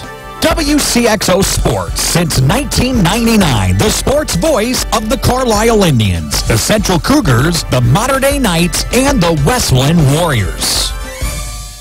What is one of the first things people notice about you? You guessed it, it's your teeth. Let Dr. Traub, Dr. Erickson, or Dr. Hilsman of Breeze or Trenton Dental Group give you a smile you can be proud of. Since 1995, Breeze and Trenton Dental Group has served the community with a family-friendly setting. Breeze and Trenton Dental Group is also your Invisalign provider. They offer cosmetic treatments to improve your smile, as well as tooth implants. Schedule your appointment today in Breeze at 526-4233 or Trenton at 224-7129. Your taste buds crave an old-fashioned burger. Your taste buds crave a Wally burger. All Wally burgers are made the old-fashioned way. You know, the way they used to be made. Everything fresh, natural, and made from scratch, not from frozen patties. For a trip back to the good old days, take your taste buds to Wally's Drive-In on Old Route 50 in Breeze. Wally's is open 7 days a week, 10:30 a.m. till 7:30 p.m. It's Max 96.7. All right, welcome back here to the Dairy King broadcast booth this evening. Your Clinton County Showcase trivia question here tonight. Which current NFL quarterback, a 2010 Pro Bowler, never started a game at quarterback in college? We had a discussion over the break, myself and Bruce, and it is, Bruce, you are correct, Matt Castle, the former New England Patriot backup. Then I believe went to Kansas City, had a couple of starts, and got the job at Houston. And I'm not even sure if Matt is even in football anymore now. Right, yeah. He's kind of in MIA, as they say. Just did get a fresh hot take update here for you from Modern Day High School. St. Charles West leads the Knights 13-8 right now, so 8-7. I know you weren't up here when I was reading the scores of 8-7. Carlisle on top of Flora at the half, so a couple other county schools that we're looking at doing battle. You know, they're all playing a hard game. Obviously, we have two of our schools here right here playing a hard-nosed football game here tonight. curious to get your thoughts on what we're looking at here in the second half. Cougars will get the ball to begin second half action. Well, the Cougars getting the ball, that's that's kind of the way they want to play it. They had it last week, started off with just a massive second and third quarter against the Columbia Eagles. As we look at the Keys Brothers auction, and really keys to the game, if you will, the keys to the second half for the Central Cougars. You must establish a run game.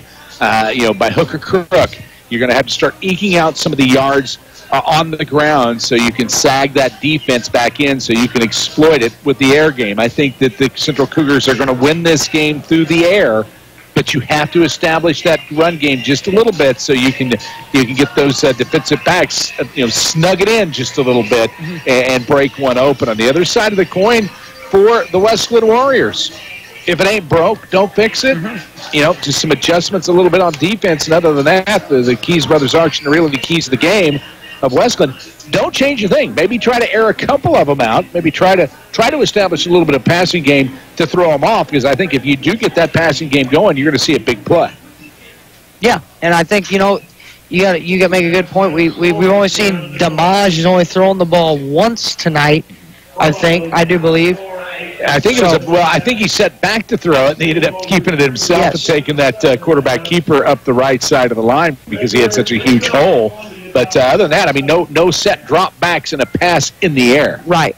And now, that's what we're going to, and like we talked about, this style of offense at the college level, there are a select few that still run it. If anybody kind of pays attention to the college game, Georgia Tech, Paul Johnson's been there for like 35 years, or he's an old school guy, runs the same offense. They run the offense to take time off the clock, to where the Warriors, I feel like, run the offense, but their athletes are good enough to where they just move up and down the field. Bruce, most people might not know this team scores 41 points per game on the season. And they also hung 61 on a team last week. And that's going to win you ball games. And you look at this, 204 total offense, all on the ground, 157 yards, 154 total offense for Central, 151 of those through the air. So you're not going to see that change a whole lot. What you're going to see is Central putting some more yardage on the ground. You're going to see a lot of that continue through the air, and you're not going to see it change much for Wesclin. You're not going to see him put the ball in the air a whole lot. They're going to test it out, see if they can find that. But like I said, if Wesclin gets one in the air, it could be a big play because they don't do it that often. And I think that's the reason why the Cougars are taking a lot more time to take the snaps from center to quarterback. They want to chew some more clock up. As we get ready here for second half action, ball is kicked away to Richter at the 20. Turns, fakes the handoff to Lob. Now he's going to go left, looks for a hole across the 30 to the 35, and spun down at the 39, and that's where the Cougars will begin their fifth possession of the football game. Nice little return by Richter. Got the ball, like you said, faked that little handoff there in a reverse play, and he took it up the field, and I liked it. He didn't outrun his wedge. He could have, but he didn't. He kept it in probably mid-range gear. He wasn't ready. You could just see him. I'm sitting there going, he's going to kick it in. He's going to kick it in. If they find that seam, and he finally did, but it collapsed as soon as it opened. But still, pretty good field position, just shy of the 40-yard line to start off for the Central Cougars here as we get underway in the third quarter. 11:51 to go here in the third. Pistol set for Trent Nunn, and they're going to turn and hand it off to Tyson Lobb, trying to get outside. Cuts it across the 43 to the 44-yard line. A pickup of 5 on the play for the Cougars. And there's that ground game you alluded to, Bruce, who the Cougars, and I know I'm going to take your stat. You said 3 yards rushing on the ground for the football game at the half. Didn't mean to impede on your stats. No, you're fine. If you look at they had more than that, but if you look at the negative yardage, the net was 3. So there you go. That kind of bumped up on that one. 2 receivers split out to the left in the pistol for Nunn. He's got a fullback in there as well. And he fakes the handoff to Lob. Now he throws out to the flat, and that's complete for Richter across the 50. Makes a move to the 46-yard line is where they'll mark him out, and that'll be a gain of 10 and a first down.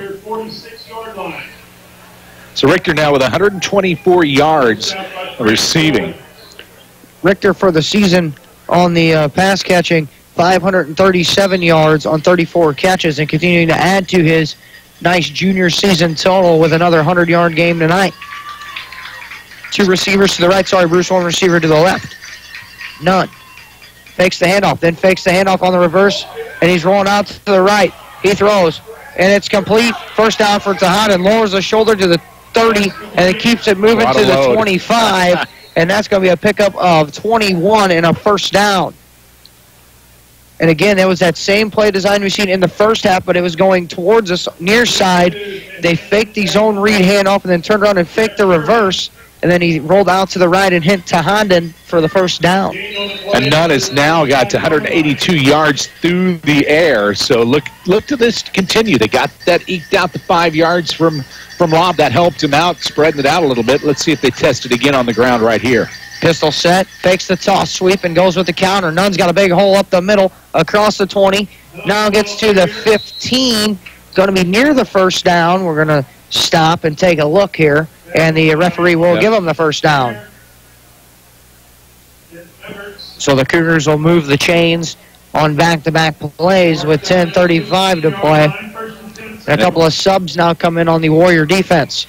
Knocking into that Seaver's Equipment Red Zone, powered by JCB and the all-new Teleskid. Work smarter, play harder. Score big at Seaver's Equipment, their Red Zone push. Pistol set again, another fake toss sweep by Nunn. Carries it right up the gut, across the 10. Lowers the shoulder to the 7. That's going to be a pickup of 8 yards, and it's going to be second and short. For Coach Short and the Central Cougars. Now Nunn picking up a total, when you get down to the negative, you get the positive, at about 22 yards on 11 carries now for Nunn as he's broken a couple open down the middle. And you're looking at that run game established, and I think what happened is I think there was a nice little chat with the offensive line and Coach Short, that offensive coordinator, because they are opening holes for the run game for Central. 2 receivers left. And a straight quarterback run up the middle by Nunn. Across the 5. He walks in the end zone. That's going to be a Central Cougar touchdown. And Nunn with his 3rd touchdown run. And that's one of the 12-yard variety. So Nunn worked it to perfection. Lob managed to eke out 5 yards, and then it was Nunn carrying for 12, 8, and then another 12-yard run there. So they are establishing that run game. So the quarterback in for his 3rd rushing touchdown of the evening. 20-19 is our score, and we'll see if Detmer can connect with the wind at his back on the point after touchdown here. Good snap, good hold by Richter, and that one is not a very good effort by Detmer, no good. So a 1-point lead for the Wesclin Warriors here. You're listening to high school football on Max 96.7. Continuing a fine tradition handed down from Antone Coke in 1877, Antone's Concessions and Catering proudly delivers an experience in food service that's second to none. No matter what the occasion, Antone's Concessions and Catering offers a wide selection of menu items that are guaranteed to please. Call 618-830-1579 to place your order. For more information online, Antone'sConcessionsandCatering.com. You've got Max 96.7. Welcome back here to Wesclin High School, the Dairy King broadcast booth. Dairy King locations, Breeze and Trenton, Illinois. Greg Meyer here, along with Bruce the Moose Lloyd. Your XL bottling scoring drive there was a 6-play drive that went 61 yards, 3 first downs, capped off by a 12-yard touchdown run by Trent Nunn. The point after touchdown by Jay Detmer was no good. That is your XL bottling scoring drive. Enjoy a red cream made with pure cane sugar, smooth vanilla that delivers a classic taste. That is your XL bottling scoring drive. Your Honest Water scoreboard, Wesclin 20, Central 19. And a missed point after there. Looked like Detmer may have slipped on his plant foot. Didn't get very high, not through. He may have wanted to go for 2 there. At least it would have evened up the points, and he'd have got the lead by 1. Short kickoff received at the 20 by the Warriors. It looks like to be number 12, I think, Chance McIntyre, the backup quarterback. McIntyre gives him pretty decent field position. Just, what about the 36-yard line there? So not a bad place to start for the Wesclin Warriors. And we talked about Central at the break, during our Spectrum Business halftime show, the aspect that, they got to establish a run game. They've done it. Let's see what happens with Wesclin. I know the first couple of plays out of the gate, you're going to see them on the ground, but let's see if they toss one down the field. It'd be interesting to see if the Cougars defensively would counter with a blitzing aspect in trying to slow down the defense, or slow down the offense. Billbrook right up the middle, spins off a tackler to the 40 to the 41, a pickup of 4. But the only thing about that against this option offense is if you blitz a lot and you miss, you know, it's not good. You gamble big, you try to make the big play, you can lose big. You're right, and especially if you start that blitz coming up, that leaves your secondary very vulnerable. And you've got Bilbrick in there who is just a grinding runner, but he has a lot of speed once he gets past the line. And if you don't have that backup, that could hurt you. So here we go again. Damage, the quarterback, under center with 2nd and 5, under 9 minutes to play, third quarter. Motions a man across. He hands it up the middle for Bilbrick, and he can't get out of the arms of 76, Matt Walters. And it's going to be 3rd and short. Ball spotted at the 45. Call it 3rd and 2. Gavin Watts, the freshman, in there as well with Walters. Bilbrick knocking on the door of 100 yards on 14 carries. He has 98 yards for 14 carries for the Wesclin Warriors, and they're going to keep grinding it on the ground. If it ain't broke, I guess don't fix it at all. Under center goes Damage, 3rd and 2. Handoff middle for Bilbrick. He is stacked up by Matt Walters, Gavin Watts, and a couple other ones in there. 56 as well. Ethan Dunn, I do believe that, or sorry, Cody Cisco. Check that. Number 9 in there as well for the Cougars. It's Aaron Blumenstein. And it's going to be 4th and short. No gain on that one. As Bilbrick, they stacked them up. Oh, they actually signaled first down. Huh? No. The referee looked like he signaled it. It did look like he was signaling first down. Now he did. Now, I'm not sure how that's going to work on the spot because, From the 47-yard line. Ball spotted at the 47, so they gave him a yard and a half. It's going to be 1st and 10. Toss sweep left for Kattenbreaker outside. Across midfield, 45 to the 40 where he's slung down by Jesus Tahanden, and that's going to be a gain of 13. A nice push there, and you talk about speed for Kattenbreaker. I mean, he just waited for that hole to open, and it was like he had rocket boosters on his butt. He just shot out of there. And we'll see now. Here was Kattenbreaker is the guy with the speed on the outside, as Bruce mentioned, like lightning in a bottle. Yes. 2 receivers right, 1 receiver left for Damage. Under center he goes, motions a man across. He hands it off middle for Bilbrick, and he's stopped after a gain of 1 by Matt Walters. And that will give him an even century now on 16 carries. He breaks the 100-yard barrier for the Wesclin Warriors as Bilbrick. Unofficial. Unofficial. I think he's just over 8 yards a run. 38-yard line. After you say that, you said 15 carries? 16. 16. Be a little bit less than that, I think. So it'll be 2nd and 8. You're doing math in your head. That's very impressive, I'm sir. trying to. I'm just guessing. That's all it is. It's called a guess. A good guesstimation. Exactly. A motion, a man across. Again, a toss sweep left. This time, Bilbrick's going to try to get outside. He's got a first down yardage and more across the 30 to the 25, out at the 22. Now the market at the 21, a gain of 20, Bruce, and a first down again for the Warriors. This time, Bilbrick, who's been the hard-nosed grinder in the middle, gets a toss sweep left, and he's got some speed getting to the outside. He does on that far side. As soon as he made that cut and going running downhill, and he turned his nose upfield and just hit another gear. And that's what the Central Cougars, if you're the Central fans, you're listening in, they got to have the stops on defense. You know, they're putting it up the middle. They finally stop him, then they break it outside, and you got to have that containment on the corner. Under center again goes Damage, and he's going to hand off right for Bilbrick across the 20, and he's tackled at the 19 by 23 Gavin Watts. The Warriors continue to turn that clock. 6 minutes to go here. This drive started with about 9.5 on it. Wesclin up by 1, 2019 here, third quarter, 5:57 to play at Wesclin. Wesclin driving from left to right on your radio dial. They're in their home orange jerseys, white pants, white numbering, white helmets. Central on the other side in their white jerseys, purple pants, purple helmets. Under center goes the quarterback, Damage. Motions a man across, toss sweep right. That's KJ Corley trying to get outside. His dances across the 15 down to the 14 and then to the 13. It'll be a 3rd and 1 or 2 up and coming. Let's give a shout to number 65, the right guard on that with Jacob Brown. We don't talk about those big guys, but he's the pulling guard. Anytime you get those outside runs like that, you're going to have either the left or the right guard pulling. So you've got 75 for the Wesclin Warriors at Rapien, and you've got Jacob Brown. They're doing a great job pulling for the Wesclin Warriors. Under center, quarterback Damage. Middle, Billbrook pushes the pile across the 10, enough for the first down, a gain of 2.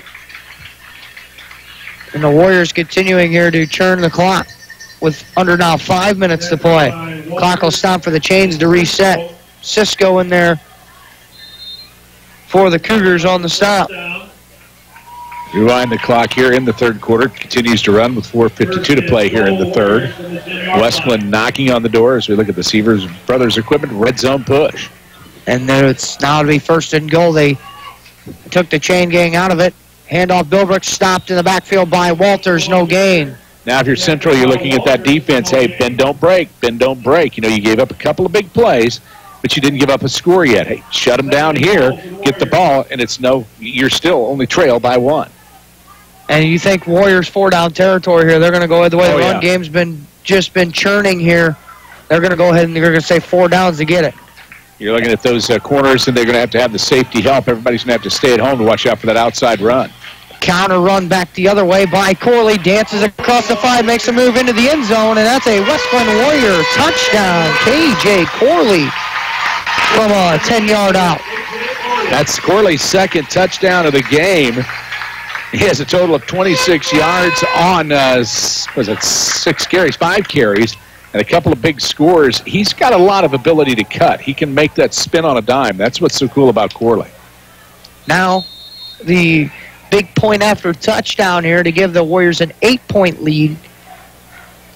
Thayer will be on to kick. The holder will be quarterback Josh Damage now.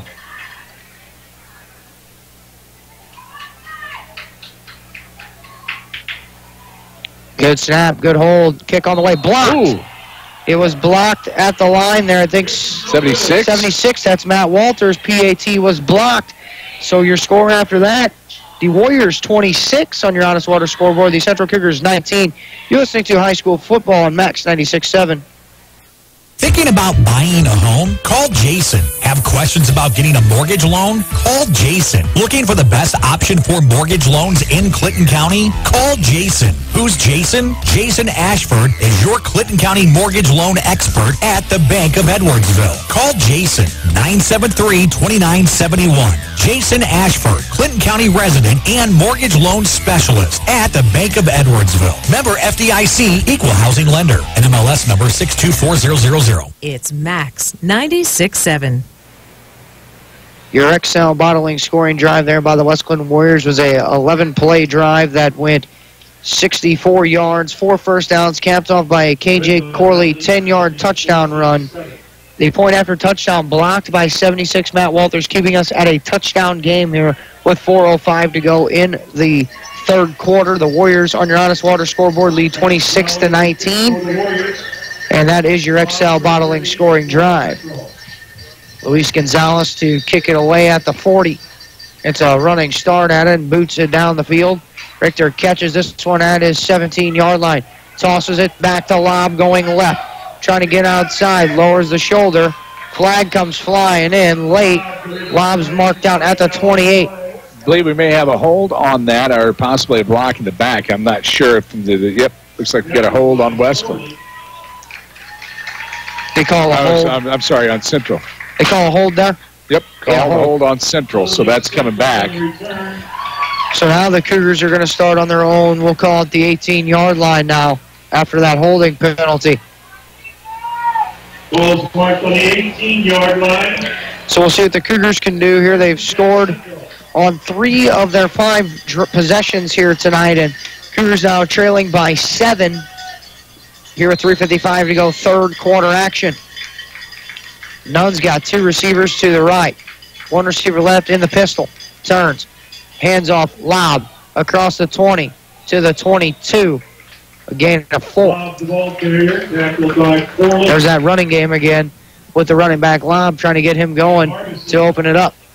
So you look at Lob as they give him an extra yard on there, count him on 5 on that, so 15 on that, so 15 total for rushing. So the last couple of possessions, the Central Cougars have been asserting themselves much better on the run game, and that's what they're going to have. Look for them to spread it out with a pass. Nunn fakes the handoff, Up the middle, throws down the chute, complete. Richter at the 45, and he's tackled there right where he catches it. A pickup of 23 yards and a first down for Garrett Richter. Tackled by Cottonbreaker. Cottonbreaker on the tackle for the Warriors. And again, Nunn stands in that pocket, makes a good throw across the middle. 205 now total yards in the air for Mr. Nunn, so he's beginning to light it up, and Richter's leading the way with 147 yards. Trying to do the math in my head. There we go. Pistol set again for Nunn. 2 receivers each way. Fakes the handoff again. Now he's trying to avoid a sack. Now he runs it into his own lineman. A flag flying in on the umpire. That'll be a hold. As Bruce is already indicating up here in the booth, that'll be a hold. Usually thrown by the umpire, referee, that's what you're getting. And especially when you get a broken play like that. I mean, it was a designed pass play with the fake. It took a little bit longer to materialize, and the blocking broke down a little bit. And then you have mayhem, and once you have that, and the quarterback kind of bouncing from one side to the other, it's a tendency to hold. And guess what, Bruce? Face mask. We're both wrong. Face mask against the Warriors. Well, okay. And that's going to be a first down after they march off 15 yards here. It's the big variety. No, small variety. Only the 5 yards, sorry. So 2 penalties now for, call it 5.5 yards. One was down in the knocking on the door for Wesclin. They had the half the distance to the goal line. So 2 penalties for the Warriors. They've been playing pretty conservative when it comes to the penalties. And that one there, the incidental contact with the face mask. Yep, a little bit of a grasp there. And it'll be now 1st and 5 for the Cougars, according to the box. Handoff middle for Lobb. Keeps the legs running and gets a couple of yards, 2 or 3. And it's going to be 2nd down. And short. Call it 2nd and maybe, about 3 yards for the Central Cougars. And that's very manageable on this with 2:23 to play here in the 3rd quarter. Central trails Wesclin 26-19. Glad to have you along here on Max 96.7. A beautiful night for football, Greg. 2 receivers to the right in the pistol for Nunn. 1 receiver left. Makes the handoff, rolls right, throws. Complete to Condon. First down across the 40. Stiff arm, 35-30 to the 25-yard line where he's finally escorted out after a gain of 23. And it'll be a first down. Tyler Harbison on the stop for the Warriors. Ball's marked on the 23-yard line. First down Central. So 2:03 to go, 3rd quarter, 26-19 here. A lot of adding going on over there. Nunn's numbers continue to pile up here tonight with well over 200 yards passing. He goes into the pistol set. He's got 2 receivers each side. Handoff middle, Lob right up the chute across the 20. Makes a move at the 15 and tackled down hard at the 10. A gain of 13 and a first down for the Cougars. So again, asserting it, we talked about it at halftime. Establish that run, establish the pass, and now you're seeing a very even Central offense. And right now, if you're Coach Rick Johns, you've got to be kind of biting your nails a little bit. This is they come out ready to play here in the second half. Again, same set, 2 receivers each side, pistol. Handoff middle for Lob. Tries to keep the legs running, and then he is tackled from behind after it looks to be a gain of 1, I think, actually, where they marked him at the 10. You were holding 4 from our vantage point. It looked like he had 3 or 4. Yeah, but it's an angle there, yeah. The side judge only gives him a yard.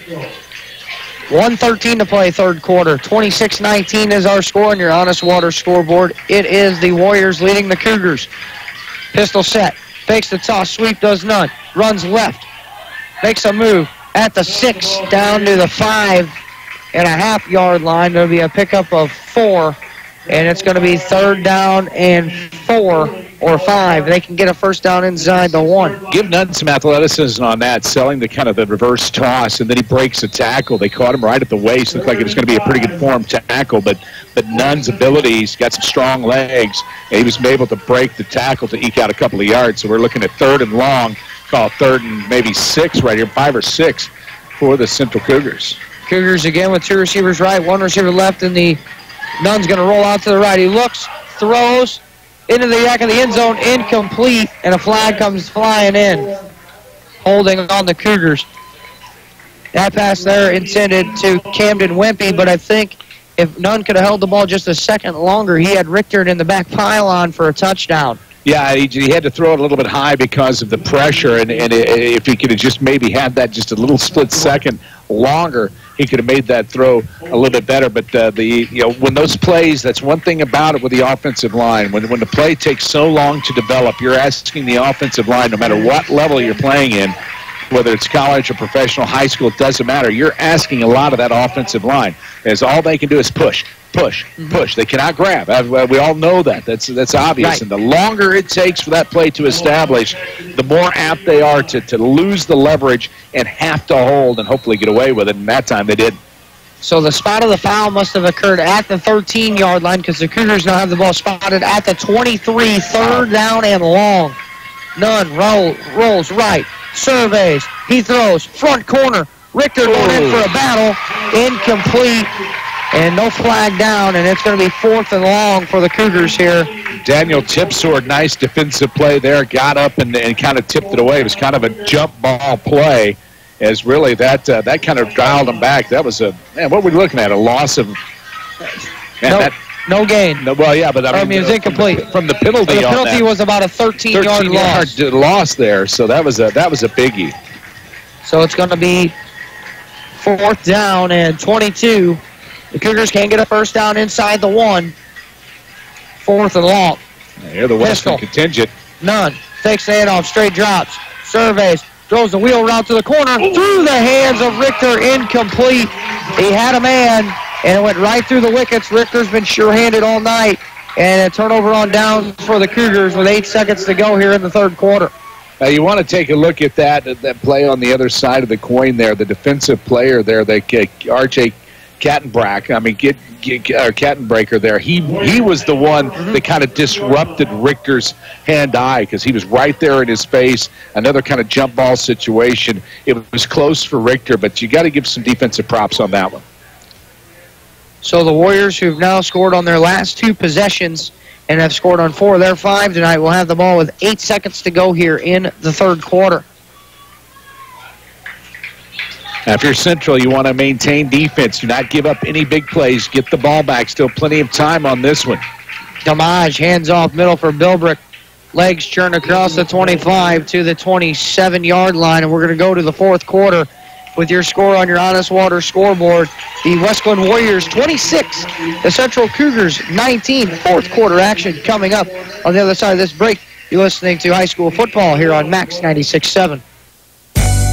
Prairie Farms Dairy helps build strong bodies and strong minds. Prairie Farms Dairy offers the finest dairy products like skim milk, slice and string cheese, sour cream, cottage cheese, flavored yogurts, light ice cream, and more. Take charge of your body and get your daily source of vitamins and minerals from the products you've come to love from Prairie Farms Dairy. You can always count on Prairie Farms Dairy, always fresh, always the best. Isaac Auto Body in Carlisle offers quality service for a variety of vehicle-related mishaps. Since 1970, Isaac Auto Body has been there when you need them most. From accident scene recovery to 24/7 towing, give them a call at 594-2435.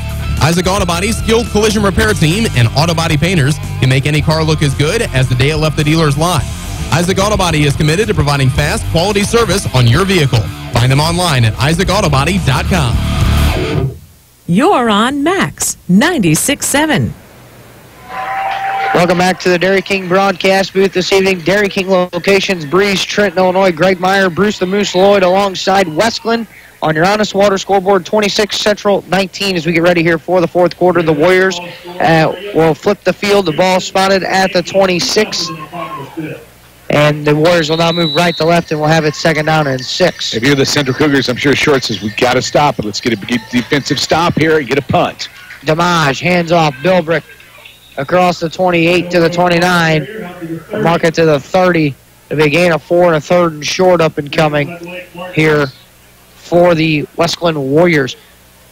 Don't forget to join Rip tomorrow morning at 9 o'clock for Talking Sports. Rip will open up the show with scores and stuff, and we'll recap the action from tonight's games from around the area. That's Talking Sports with Rip tomorrow morning at 9 o'clock right here on Max 96.7.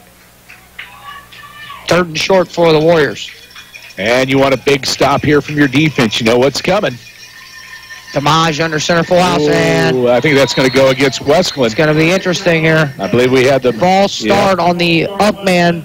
Number 11, Cattenbreaker, got a head start. He just kind of lunged just a little bit, and that drew the defense off. So a break for the Central Cougars, making it now third and, look at about 7 yards here. So. Third and 7, ball be spotted back at the 25. They need to get, the Warriors need to get to the 32-yard line. A play that's been working well for the Wesclin Warriors. It's something the Cougars may want to watch out for is those sweeps wide right or left. That has been a pretty good one, and you got to watch Corley because he's the quick one.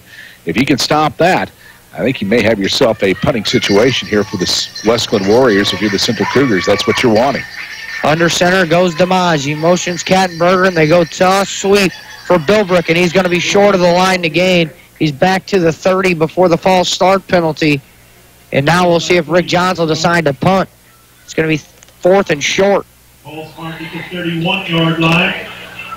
Let's see what we got. 4th and short. I mean, this is really kind of a scary situation if you coach Rick Johns. You don't want to risk it, but you want to burn the clock, and you know that you have the capability to punch that half-yard there, no problem with the way his offense is cranking. But the Central Cougars had defended that so well here in the second half. And the Cougars ain't even dropping anybody deep for the punt. They know the Warriors are going to line up to go for it, and that's what they're going to do. Maybe Wesclin tried to draw them off sides here. DiMaggio, quarterback sneak, and it's going to be close on the spot. Spot's got him at the 32. Looks like enough for a first down.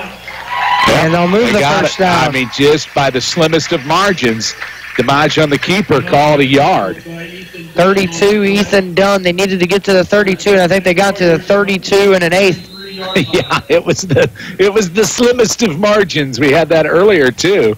Then we had one that we thought was way short. They gave to I believe, Wesclin in the first half. DiMaggio back under center. Motions a man across. Reverse, and they go with the counter. Kattenberger breaks the tackle. Still trying to keep the legs churning across the 35 to the 37-yard line. A gain of 5. And it'll set up a 2nd and short. And Caleb Albers did a great job just grabbing a hold of that jersey. Talking about hand strength as number 11 Kattenberg, which is just taken off on him. And he held him long enough to have the defense come in and rally around him.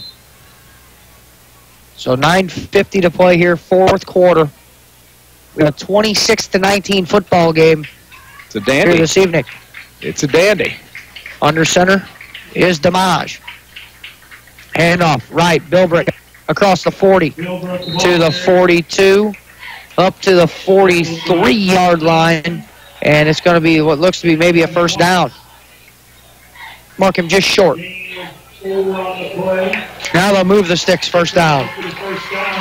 That's enough for the first down. Then he has 23 carries, 144 yards on the ground as Bilbrick for the Wesclin Warriors as they shuttle the play in as number 2, Josh DiMaggio, comes in from the sideline.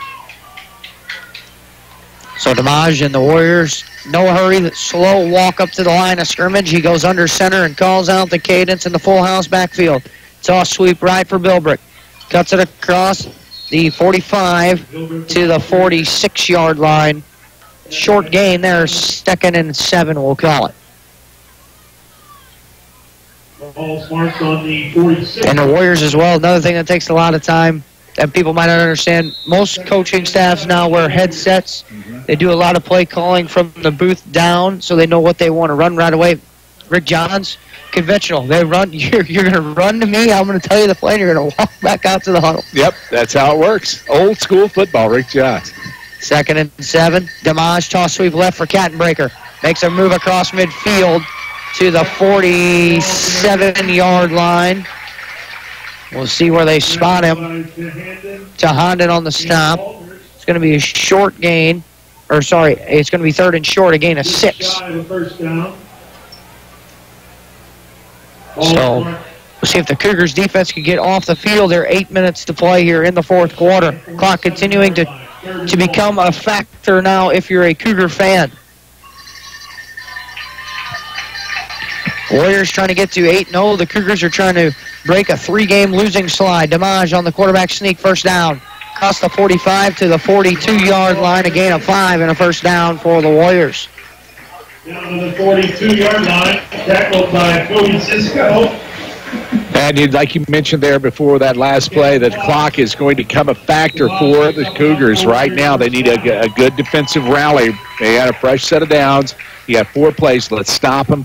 Force the punt because you know they're going to go for it. You're going to have to play 4 tough downs. Get them on possession and get down there and score. If you're a Central fan, that's what you hope for. And there's going to be I'm not sure how they're going to play that because it looked like the way that Corley took off, that might have been a draw. Let's see how they... No, they're going to give it to Central. So Central is offsides. And that's a natural motion that they've ran all night with Corley. He lines up behind the tight end, and then he motions around the fullback. So when he starts going, the Cougars are trying to time that snap count for the folks listening at home.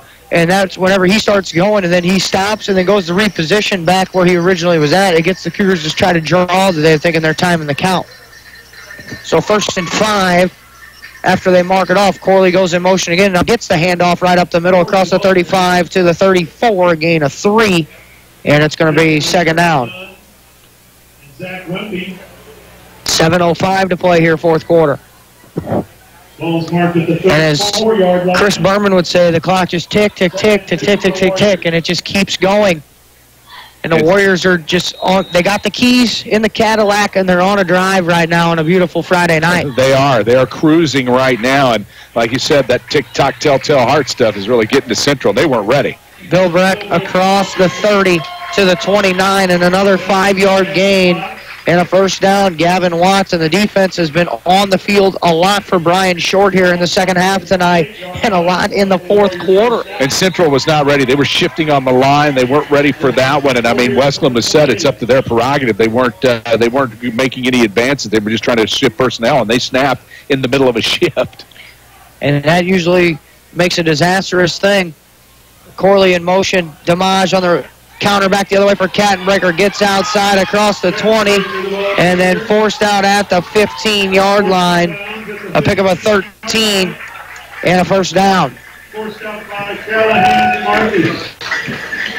So the Warriors a drive on this one that started on their own 23-yard line. They've ran 12 plays and gotten 5 first downs so far and still possess the ball inside the Seaver Brothers Equipment red zone at the 15-yard line. This is why this offense by Wesclin can be very, very productive at the high school level and college level, as a matter of fact, because you eat tons of clock. Tick, tick, tick, tick, tick. Like you said, it's like a hammer in your head at this point.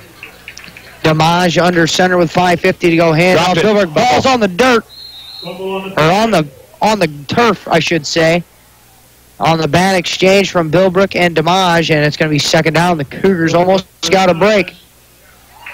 That heads-up play by Damage. He just pulled out a little bit too quick from the center as he was, had that timing play, because it's what this running game is all about: timing, snap count, timing, snap count. And he just pulled out just a little bit early, and bang, he was able to jump back down on it.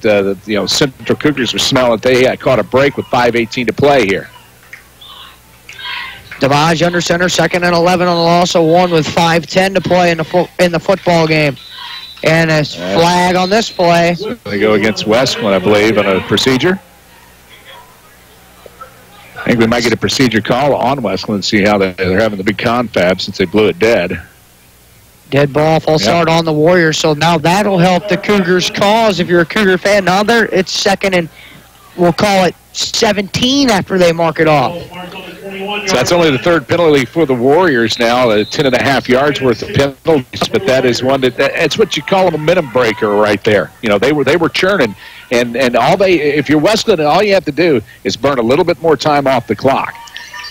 But it says the clock continues to run here, and the Warriors don't mind maybe taking a penalty there. No, it's not gonna kill them. It's just gonna break the momentum a little. Toss sweep for Corley.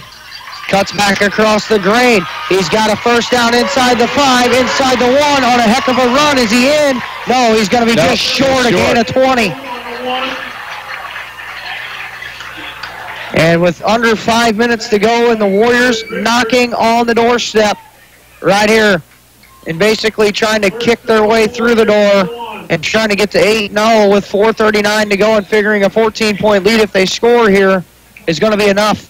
The clock is just running out on the Cougars here tonight again, just much like last week. Not trying to throw the death nail into the Cougars, but that one was a toughie, and Corley now with 49 yards on 7 carries, and that's going to hurt bad. Damage under center, quarterback sneak, and that's a touchdown for the Wesclin Warriors.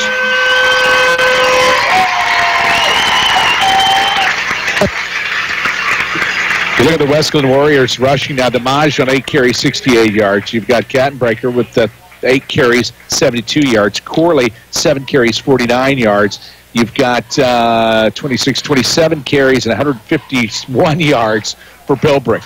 I mean, not one pass has been thrown, and you've got 4 threats from the backfield. And 32-19, a 13-point game right now. And Rick Johns, he's going to go for the nail here. Almost, he's going to try to make it almost a 3-possession game. I mean, it'll be a 15-point game nonetheless if they get the 2. And now we got a whistle on a timeout coming from Rick Johns with 4:20 to play. And we'll see what he decides to do on the other side of this commercial break. Your Honest Water scoreboard reads Wesclin 32, Central 19. You're listening to high school football on Max 96.7. Has the weather taken a toll on your driveway, sidewalk, or patio? Beckman's Concrete can help. They offer the best concrete flat work around. Beckman's Concrete is in Bartelzo at 8211 Trummy Road, and they've got concrete forms in all sizes for rent. Need wider steps to make it easier for company? A patio for those barbecuing days this summer? Or any type of concrete work?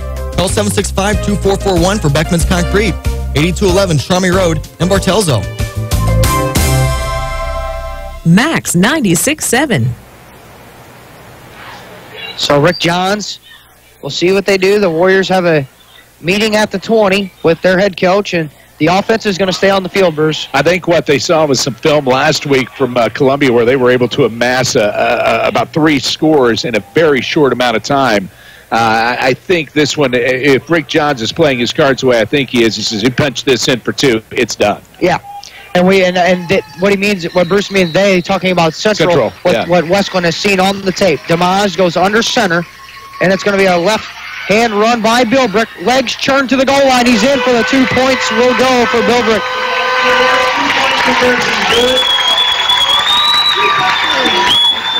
So just like that, the Warriors extend their lead 34-19 with 4:20 to play in the fourth quarter. You're listening to high school football on Max 96.7.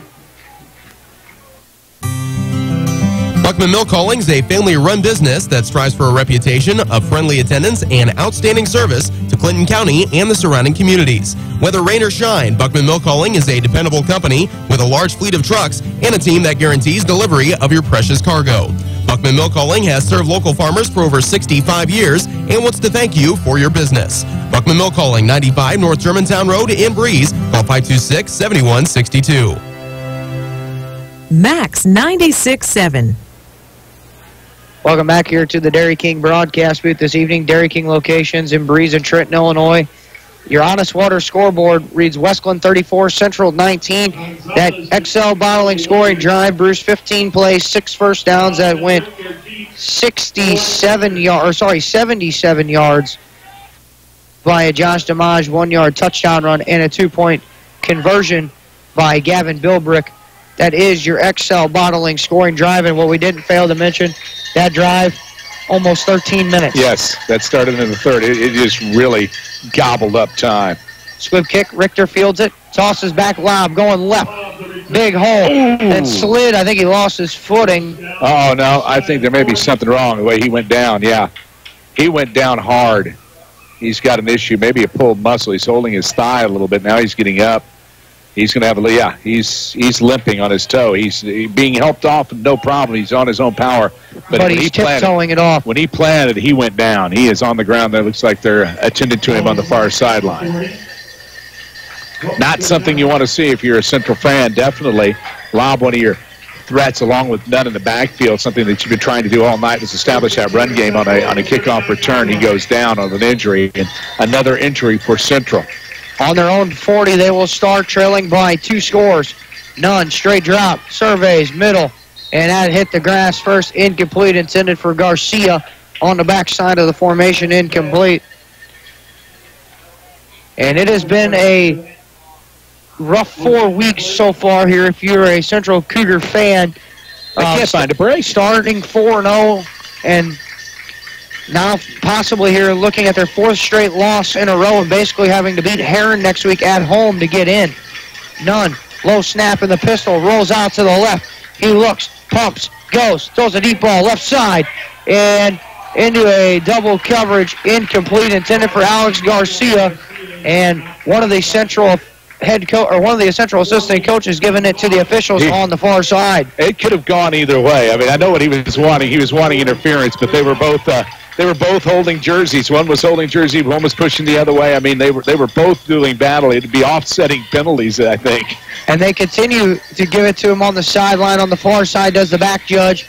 So he walks over to the Central sideline. And now we're going to have a false start or an encroachment. The back judge wasn't even in position yet. Yeah, they weren't in position, yeah. They're going to say as Wesclin jumped. Wesclin's pointing on the everybody's side. pointing fingers. Pointing fingers. That wasn't me. They drew me off. No, we didn't draw him off. He jumped on his own. So it'll be a 5-yard penalty against the Warriors for neutral zone infraction. 3rd and 5. 4 penalties for 15.5 yards for Wesclin. Not a bad run for them. Trips right, one receiver left, straight drop by Nunn. Blitz picked up, throws, complete. Callahan across the 45 and then stuck. And a flag comes flying in late. And Kattenbreaker laid the wood on that one. That was a good hit. I mean, you look at Kattenbreaker, number 10. He did not lead with his helmet. He did not drill him. He just shoulder bumped and put him down. I mean, I thought it was a clean hit. Now, and I guess everybody else did too. Is thinking the same thing. Ball was on the 45. The Cougars will gain 13, and then they'll tack 15 more on for a first down. So the Cougars catching a break. I'm not going to belittle the fact. Thought it was a clean hit, but hey, it is what it is. It's up to the referee's prerogative. It was a leveling hit. He got popped right back up, but not a bad hit. And now we've got a different scenario here with 3:53 to play, and we're just inside the 30. The ball spotted at the 27. Nunn rolls out left, steps up in the pocket. He throws, and it's complete on that far side to Alex Garcia inside the 15, down at the 14. A gain of 13 yards and a first down for the Cougars. With 3:40 to play here in the fourth quarter, trailing 34-19.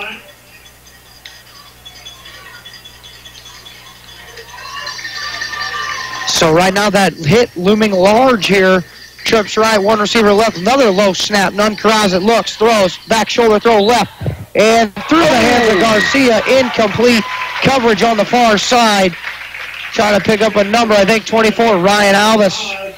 Sorry, Damage, they called on the big speaker. I think Alvis was in there too, both of them playing very aggressive defense, and one of those fingertip catches. I mean, you're looking at 3 to 4 fingertip catches and a couple of yards here, and this is a whole different game with the Central possibly on top at this point. I mean, it's just that crazy of a game for the Central Cougars. So Nunn gets the sign he wants. He goes trips receivers to the right, one receiver to the left in the pistol. Straight drop. Swing pass outside for Hegan. He couldn't corral it. It falls incomplete. And Hegan getting his first action tonight on the field since the injury to Lobb. So now 3rd and 10, ball spotted at the 13, 3:31 to play. Cougars can score here. They have all 3 timeouts still in their back pocket. Trips right, one receiver left, 3rd and 10, and that's going to go against Central. And a penalty for neutral zone infraction. Well, I thought Central may have drawn him off on that one, but hey, we'll take that as well if you're a Central fan. That's going to make it 3rd and 5 here. Lob back on. Good to see that if you are a Central fan. He may have had a cramp or something on that because he went down like a ton of bricks, and they immediately laid him down and started stretching out that thigh. Trips right, in motion to Honden across. Hands it off going left. And to Honden, no gain. Back to maybe the line of scrimmage, if that a loss of 1. Surprised to see the Cougars running the football in that situation. 4th and 5, check that with 3:20 to play. They say they lost 2 on that one, so make it 4th and 6. 4th and 7 and now. The ball game right here. Got to get this one in the air and in the end zone. Pistol set. Trips right. none rolling to the right. Blitz is picked up by Lobb. He throws at the last second, just past the outstretched hands of Richter, and incomplete. And the Cougars are going to turn it over on downs. So they got the opportunity. They just could not pull the trigger. And that's going to wrap it up unless there's anything major with 2:56 on the clock. And you're looking at a ball control offense from Wesclin that can eat up a darn near a whole quarter. Well, they've got 2 minutes and 56 seconds to eat up here. And looks like Central's going to drop to a 500 record.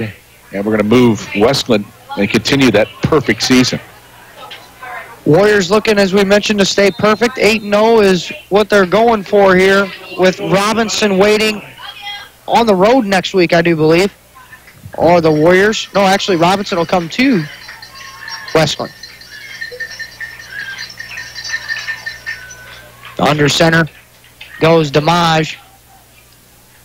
Handoff in the middle for Bilbrick. Bilbrick ball carrier. Tackled by Cisco. Cisco on the stop. A gain of 3. 156 yards now on 27 carries for Bilbrick. He's going to sleep well tonight. Warriors in no hurry here. Right at 2:25 remain in the ball game. Wesclin on top, 34-19 over the Central Cougars. Damage waits for the back judge to start counting, and now he hands it for Bilbrick, and a gain of 1 or 2. They push him back past the line, but he did get... and Brian Short, as Brian Short we would expect, will take a timeout here. With 2:06 to play in a 3rd and 7 up and coming for the Warriors. Listening to high school football here on Max 96.7. Crappie Masters All-American Tournament Trail is coming to Carlisle Lake Saturday, October 14th for a national qualifier. Everyone is invited to sign up now at crappiemasters.net. Click on tournaments, click on Carlisle Lake. You can also sign up on Friday, October 13th at the Mariners Village Conference Center, #1 Resort Drive in Carlisle. Get ready for the Crappie Masters All-American Tournament Trail coming to Carlisle Lake Saturday, October 14th. As a business owner, you know that every year brings new challenges and opportunities. The success of your business demands expertise and focus, and Country Financial can help you keep your focus by helping ensure that you have the right insurance protection in place to meet your goals. Teresa Richardson, Keith Wilkin, your Country Financial reps in Breeze can help you create a customized insurance plan that has coverages designed just for your business. Come see us today at our new location at 617 North Main Street in Breeze. It's Max 96.7. Welcome back here to the Dairy King broadcast booth this evening. Dairy King locations, Breeze and Trenton, Illinois. I am Greg Meyer, Bruce the Moose Lloyd, alongside here tonight with 2:06 to play. Your Honest Water scoreboard is 34 35 for the Warriors from the 14. to 19. The Warriors on top of the Central Cougars. Damage under center. And now he'll take a timeout as he tried to draw it off sides. It'll be a timeout here with 2:06 to play. 34-19 is your score. You're listening to high school football on Max 96.7. A Shell expert is underwater to demonstrate the importance of protection. My partner will play your engine, menaced by performance-robbing gunk, and playing the engine gunk, 3 man-eating sharks. Don't worry, folks. His shark cage represents Shell nitrogen-enriched gasolines. Release the sharks! All 3 grades of Shell nitrogen-enriched gasolines act as a barrier that helps shield and protect critical engine parts. So go ahead, folks. Protect your engine with Shell nitrogen-enriched gasolines. Fill up at your area clean and convenient CC Food Mart locations. Get unhungry for only $5 at your Breeze and Carlisle Hardee's. Dig into the $5 All-Star Meal with 4 different meals to choose from, like the Charbroiled Double Cheeseburger and Spicy Chicken Sandwich, with natural cut fries, a fresh baked chocolate chip cookie, and a 20-ounce drink. Pick a $5 All-Star Meal today from your Breeze and Carlisle Hardee's, plus the entire Red Burrito menu. Get unhungry at your Breeze and Carlisle Hardee's. You found Max 96.7. Damage on the toss sweep. Ball came out, but into a Warrior offensive lineman, the guard's hands, who is pulling. That was perfect. I mean, you couldn't ask for any better situation than that because it popped out of the runner's hands and right into the hands of the defender. So the Cougars will burn their second timeout here with 1:52 to play. It'll be 4th down and 8. And the Warriors will punt. And looks like the Warriors here, as we mentioned, punting something drastic happening here, are going to be 8-0 on the season. The Cougars are going to fall to 4-4. After their 4th straight loss here tonight, they will be at home next week against the Heron Tigers in a game where the Cougars will have to essentially win to give them a chance to get into the playoffs. But when you talk to the coaching staff, they feel confident 5-4 will get them in the postseason. Versus with the points and the way the point system is tallied in the with the competition in this area, that they feel pretty sure that they are going to make it into the playoffs. And then on the flip side, tonight, we're going to get to obviously the scores from the other games, but Carlisle victorious tonight, 14-7, puts them at 5-3 in a position to get into the playoffs. Right. So DeMage will be the punter. Richter stands on the 45-yard line. He motions a man across and a good snap. DeMage rolls out right, kicks a low line drive. Richter gobbles it up at the 45, makes a move at the 40, and to the 35 he goes. And that's where the Cougars will start in plus territory with 1:45 to play in the football game. Just tallying up the quick tally. We'll break it down here, of course, at the Spectrum Business postgame show. But right now, tallying 346 total yards, all of those on the ground for the Wesclin Warriors. On the other side of the coin, 302 total yards, a mixture of ground and air for Central. So, I mean, really, when you look at the score, it's not really indicative of how close this game really was all night long. Pistol set, Nunn looks left, throws a swing pass out left for Tyson Lobb. Makes a move and then fights to get out of bounds after an 8-yard pickup, short of the marker. Tackled by DeMage and Harbison. Harbison and DeMage on the stop for the Wesclin Warriors. Gave him 7 on that play.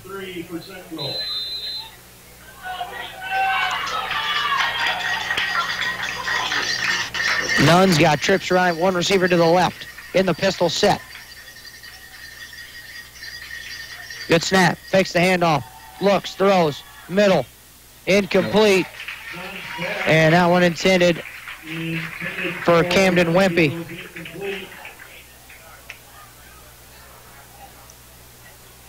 So it'll be 3rd down and 3 now for the Cougars with 1:30 to play here in the 4th quarter. It's been a dogfight. We knew it was going to be a tough game. Both of these teams, hungry to obviously Wesclin to continue the winning ways, and Central really just trying to get off that. They started out 4-0, and then since then they've just been on a dip, and it's not their fault. I mean, they've played very well in 4 games. Nunn throws over the middle, complete to Alex Garcia at the 11-yard line. That's a gain of 20. Ball's marked at the 12-yard line. 1st down, 1:27 to play. Clock starts running, chains are set. Quick snap, low snap, and a flag. There's a flag and a whistle. False start on the Cougars, thrown by the side judge. I would take it. Trying to getting in a bit of a hurry, trying to catch the Wesclin Warriors off guard. They did catch them offside. Neutral zone infraction.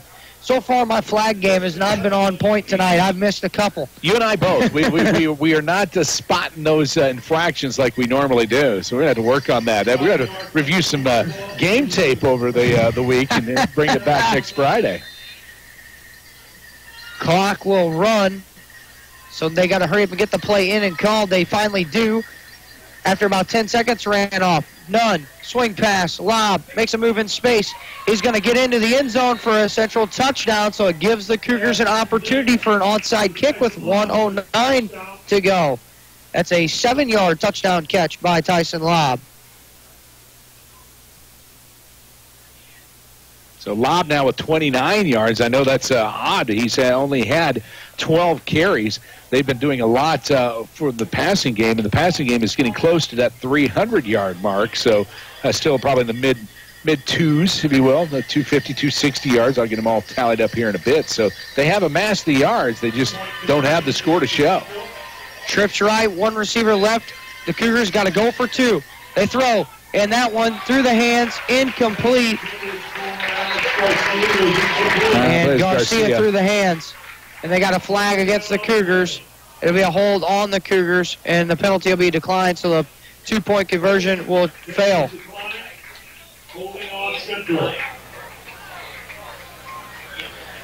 And now with a 34-25 lead, the Warriors got to feel a little bit better about themselves right now after they missed the 2-point conversion. And your XL Bottling scoring drive that went 35 yards on 4 plays and 1 first down and resulted in a 7-yard touchdown pass from Trent Nunn to Tyson Lobb. That is your XL Bottling scoring drive. XL Bottling, enjoy a red cream. Yeah. Enjoy red cream made with pure cane sugar, Bruce. I think I shall. I'm going to shoot on over to a CC Food Mart. There you go. They'll have it right there. I'll snag me one on the trip home. 1:09 to play. Nothing wrong with that, brother. We'll see now what the Cougars, obviously onside kicks coming. Yeah. They don't get it here. The football game obviously be a kneel down or 2 away from being over. And again, you got to think to yourself, Bruce, for Brian Short, it's back to the drawing board once again. It's a disappointing loss. You'll be talking about this. You look at Breeze Central starting out 4-0. The last 4 games, and considering that this game is not over, but we're looking at it pretty much being over at that point. They're going to fall to 500. The last 4 games, you take the Milk Bowl out of the equation, where Central just did not play well. They should have won at least 3 of those 4 games. Obviously, this is one that was winnable. Last week was winnable. They are just having just no luck whatsoever. Wolby's onside kick fielded and caught down by Kattenberger, and that's going to be the nail in the coffin here tonight. The Warriors are going to have it on their own 48. They're going to take a couple of kneel downs, and that's going to do it here tonight from Wesclin High School. 1:07 on the clock. Wesclin up 34-25 over the Central Cougars. And like we said, we're not trying to belabor the point. The Central Cougars much better football team than their record will bear out at 500 at this point. Of course, we talked about the way the point system works. They're playing in a very tough conference. Oh, yeah. A lot of really tough teams in the area. But still, they, like I said, you take the Milk Bowl out of the equation, and this game is much closer than what the score would indicate here. And the Warriors 8-0. Both of us, I'm sure, are going to both congratulate Rick Johns. They are the 2017 Cahokia Conference champions. Looking here through some of my numbers, Warriors obviously in the postseason. They will make it for the first time in 3 years since in John's tenure. This will be his 2nd trip to the postseason. Warriors 8-0 perfect. Robinson next week, a game you're going to hear here on Max 96.7. We are going to be here next week as they strive for perfection on their senior night as they'll play Robinson next week here at home. Is going to be our next broadcast as they'll shake them up here at the lines with 25 seconds. The horns are sounding. The Warrior contingency here below us are giving their teams a round of applause. The Cougars are going to fall to 4-4. The Wesclin Warriors are going to move to 8-0. Your Spectrum Business postgame show is coming up on the other side of this break. We'll have stats, analysis, scores, and we'll get you caught up on where we're going to be next week. You're listening to high school football here on Max 96.7. Stuck in a state of falling behind? Struggling to keep up with your kids, your finances, your insurance, your life? Then let me, State Farm agent Steve Klosterman, help you simplify and get to a better state. Because with the Klosterman agency handling your auto, home, and life insurance, you'll have more time to handle everything else. More money, too, because adding State Farm policies can earn you discounts and actually help you get ahead. Call or email me, State Farm agent Steve Klosterman, and get to a better state with State Farm. The Spectrum Business postgame is coming up. This high school football broadcast on Max 96.7 was brought to you in part by Isaac Auto Body, the Community Bank of Trenton, Beckman Concrete, Antone's Concessions Catering and Bakery, Carlisle Meat Market, Edward Jones Representative Brad Scott, Seaver Brothers Dodge Chrysler Jeep Ram, Clinton Manor Living Center, Buckman Milk Calling, Putker Construction, Breeze and Trenton Dental Group, Jason Ashford at the Bank of Edwardsville, Nordyke Funeral Home, Prairie Farms Dairy, Tunya Service Company, and by Becker Jewelers with locations in Breeze and Highland and always online at beckerjewelers.com. When's the last time you had your eyes checked? Schedule an eye exam today at Breeze Family Vision Center or Lebanon Optometric Center. I'm Dr. Claire Thorpe-Klinsky, and if it's been more than a year, you might need a new prescription. If you use a computer regularly or are suffering from allergies, those both can be causes of eye strain or fatigue. Schedule a complete eye health exam today to find out if your eyes are healthy. We may be able to detect glaucoma and other eye diseases early. At Breeze Family Vision and Lebanon Optometric Center, we examine more than just your vision. Even the best drivers have an occasional mishap, from fender benders to serious auto accidents. Beacon Insurance and your local agency, Benhoff Insurance in Breeze and Trenton, keep you protected with an auto insurance policy that covers a wide range of mishaps. And you'll save money too with multi-car and multi-policy discounts, as well as good student, hybrid auto, and mature driver savings opportunities. Find out more about an affordable auto policy from Beacon Insurance. Call Benhoff Insurance in Breeze and Trenton at 526-4888. Hello again, everybody. This is Rip reminding you to join me from 9 until 10 tomorrow morning for Talking Sports on Max 96.7. We cover it all in Talking Sports. We are the latest scores and headlines from the high school, college, and pro scenes, including those prep football results. We also bring you the top guests from the high school, college, and pro ranks. Tomorrow's guest list includes Central Cougars football coach Brian Shart. So get off the bench and into the game. Tune in to Talking Sports at 9 tomorrow morning on Max 96.7. Max 96.7. Welcome back here to the Dairy King broadcast booth this evening. Dairy King locations, Breeze and Trenton, Illinois. Greg Meyer, Bruce the Moose Lloyd alongside. Your final score here tonight from Wesclin High School, the Warriors 34, the Central Cougars 25 on your Honest Water scoreboard. The Cougars possessed the ball 8 times, scored on 4 of their 8 possessions, missed a couple of point-after touchdowns, and a 2-point conversion failed on their final possession to give them an opportunity to possibly, if they would have recovered the onside kick, to give them a chance to go down and score and tie the game.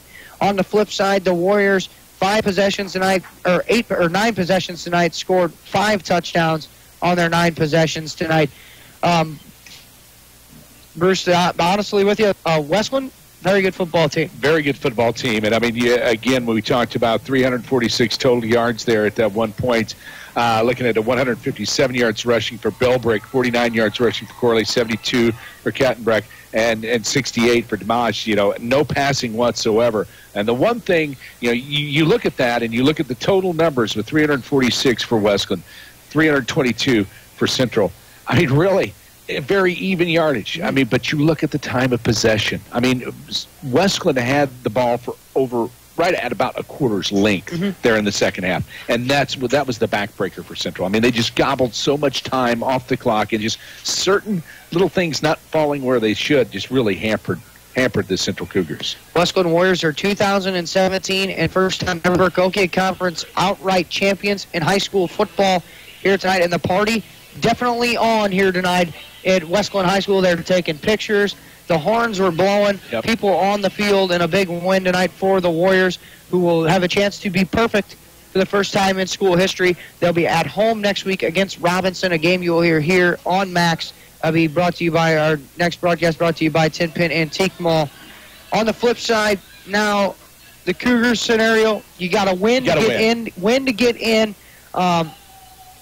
Brian Short's got a couple of guys that are banged up this time of year. They lost Tyler Malone last week after a season-ending knee injury. They got a couple of other guys banged up. Lobb was on the shelf a little bit tonight. They had a couple other guys entering tonight's game questionable. What are you looking at possibly now for the Cougars next week? I mean, you got to look at the Cougars. I mean, number one, if they continue their passing game like they played here tonight, there's not many teams that are going to be able to beat them. I mean, you get right down to it. They were playing very good football. They just lost a couple of key downs. They had a few mistakes that actually came back to haunt them. So when you get down to the Keys Brothers auction, really the keys of the game, they just didn't quite execute as well as Wesclin. That's simply it.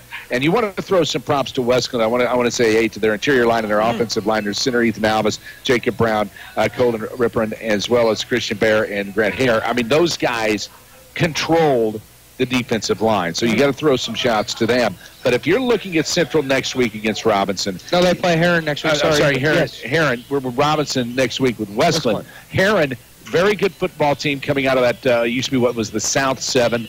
And they're going to be tough to beat. But if you have the passing game like you effectively had here tonight, even in a losing effort with your quarterback passing for 261 yards, and he was 17 of 25 for 261 yards. Not a bad night for none. He also ran the ball for 38 yards. He's capable of running for much more. You establish that run game, keep that passing game going, and you will get a victory next week against Heron. So we're going to take another quick commercial break. When we come back, we're going to have the final scores from around the area for you. Obviously, Tin Pan Antique Malberg presents our next broadcast, and we'll have all that for you and let you know where we're going to be at next week. And we'll break it all down and wrap it up here from Wesclin High School. You're listening to high school football here on Max 96.7. Reverman Chiropractic in Breeze would like to say thank you to our patients, staff, and local healthcare professionals for their continued support and cooperation as we celebrate 10 years in business. At Reverman Chiropractic, our focus is to work with you, the patient, and your other healthcare providers to deliver the best and most effective care possible. Please take advantage of our evening and weekend hours and call 526-4700 to schedule an appointment with Dr. Craig Reverman or Dr. Travis Isaac. Hi, I'm Dr. Tim Draghi, a general dentist from Breeze, Illinois, who sedates patients with pills. I treat a lot of patients who have not been to the dentist in 10 to 20 years. Most had a bad experience as a child. Others are embarrassed to go or are concerned the dentist will scold them. We know these feelings are real and believe in listening to your problems and concerns. I will do all of this without putting you down or making you feel guilty. My team and I want to make a difference in the way you feel about dentistry. Please call me, Dr. Tim Draghi, at 526-2020 to schedule an appointment, or look at our website at breezedentalcare.com, where sedation dentistry is an option for you to take care of your teeth without anxiety. New in 2017, Dr. Draghi and Dr. Santel are in-network providers with many insurance companies. New patients are welcome and most emergencies seen immediately. If you are looking for a happy dental home and would like to talk to the insurance coordinator about your insurance options, Breeze Dental Care would be glad to help. Call 526-2020. No one colors your world like Le'Veon. Hi, this is A.G. Becker from Becker Jewelers, and we would like to invite you to our 3rd annual Le'Veon Trunk Show, returning to our Breeze and Highland stores. Le'Veon is a jewelry lover's dream come true, and we want to show you even more of this incredible designer line on Wednesday, October 18th in Highland and Thursday, October 19th in Breeze. Le'Veon is bringing their entire multi-million-dollar collection back to Becker Jewelers. From Le'Veon's natural colored chocolate diamond solitaires to beautiful rings featuring 14-karat gold and amazing Le'Veon colored stones like passion ruby, blueberry sapphire, and peach morganite. This will be a wonderful opportunity to experience the entire Le'Veon line. All the latest styles will be here at Becker Jewelers for 2 big days. Call us to RSVP in advance and let us know you're planning on coming. The dates are Wednesday, October 18th in Highland and Thursday, October 19th in Breeze. Visit Breeze Motors to find the perfect car, truck, SUV, or CUV that fits your lifestyle and your budget. Breeze Motors is offering new 2016 Ford vehicles and a wide selection of pre-owned units. Breeze Motors has kept your vehicles in tip-top shape with genuine Ford parts in their service department for over 100 years. On Old Route 50 West in Breeze, visit breezemotorsales.com. Breeze Motors, your family dealer since 1913.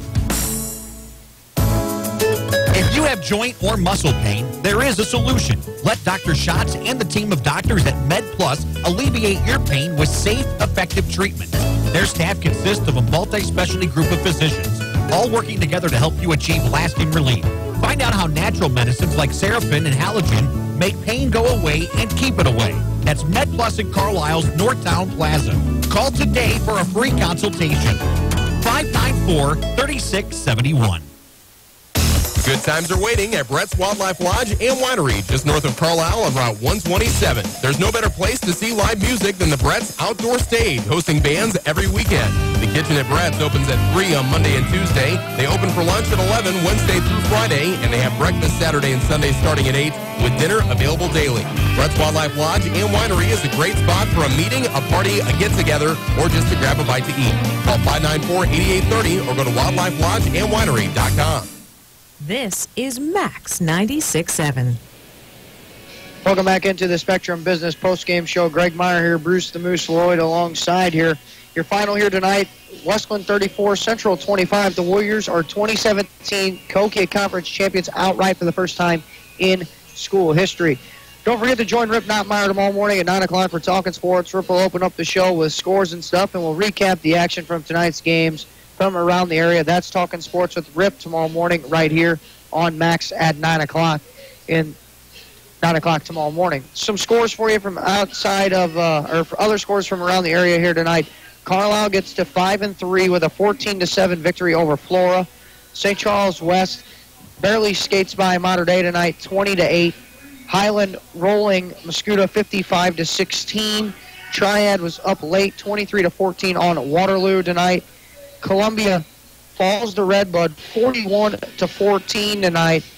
Althoff on top of Cahokia, 21-14, and DuQuoin beat Nashville tonight, 55-13, to round out some of the scores from around the area. Kudos to Carlisle. Looks like they have their ticket punched. I mean, like you said, based on the playoff points, at a 5-3 record now, they are probably going to make it into the IHSA playoffs. I'm not sure how they're. I mean, it's going to be very similar to what Central has, what Wesclin has as far as their points. So I'm not giving them the nod and congratulating them on their playoff run, but I think they're going to make that in. They are at, next week, they will be at 0-8 Pinckneyville's, or 0-7 Pinckneyville. Pinckneyville had a game tonight, obviously, so no win, so got a good chance to get a victory next week as well. Tin Pin Antique Mall is going to present our next broadcast next week, and we're going to be right back here at Wesclin High School. Might as well be the Strive for Perfection here. We'll have Robinson at Wesclin, 7 o'clock. Pregame will start at about 6:25. Other games next week as well. Heron will be at Central. The Cougars have to win to get into the postseason. Carlisle at Pinckneyville next week. Carlisle basically, to ensure their feet, needs the W to get in. And Mater Dei will be at Waterloo at 7 o'clock next week to round out their season.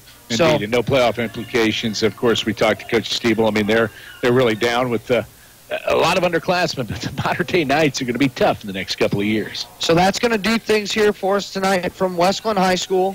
The final here tonight was 34-25 Wesclin over Central. For my partner Bruce the Moose Lloyd, for the guys taking care of us back at WCXO Studios, Chris Streetman and Ben Koopman, I am Greg Meyer saying so long from Wesclin High School.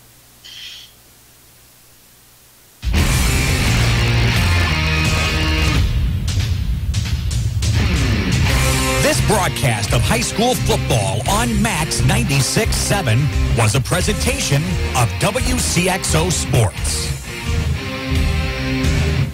WCXO Sports is brought to you by the Benhoff Insurance Agency in Breeze and Trenton, Breeze Dental Care, K&J Chevrolet, Rubberman Chiropractic and Spinal Rehabilitation and Breeze Motor Sales, Southern Bus and Mobility, Kaskaskia College, the First National Bank of Carlisle, Reekman Brothers John Deere, Southern OBGYN Associates, St. Joseph Hospital Breeze, Med Plus Physical Medicine and Brett's Wildlife Lodge, Legacy Place, State Farm Insurance Agent Steve Klosterman and Hardy's locations in Breeze and Carlisle, Breeze Family Vision, Tempo Bank, Country Financial Representatives Keith Wilkin and Teresa Richards, and Area CC Food Marts. For Greg Meyer, Bruce the Moose Man Lloyd, and the entire WCXO Sports team, thanks for joining us for tonight's broadcast of high school football on Max 96.7.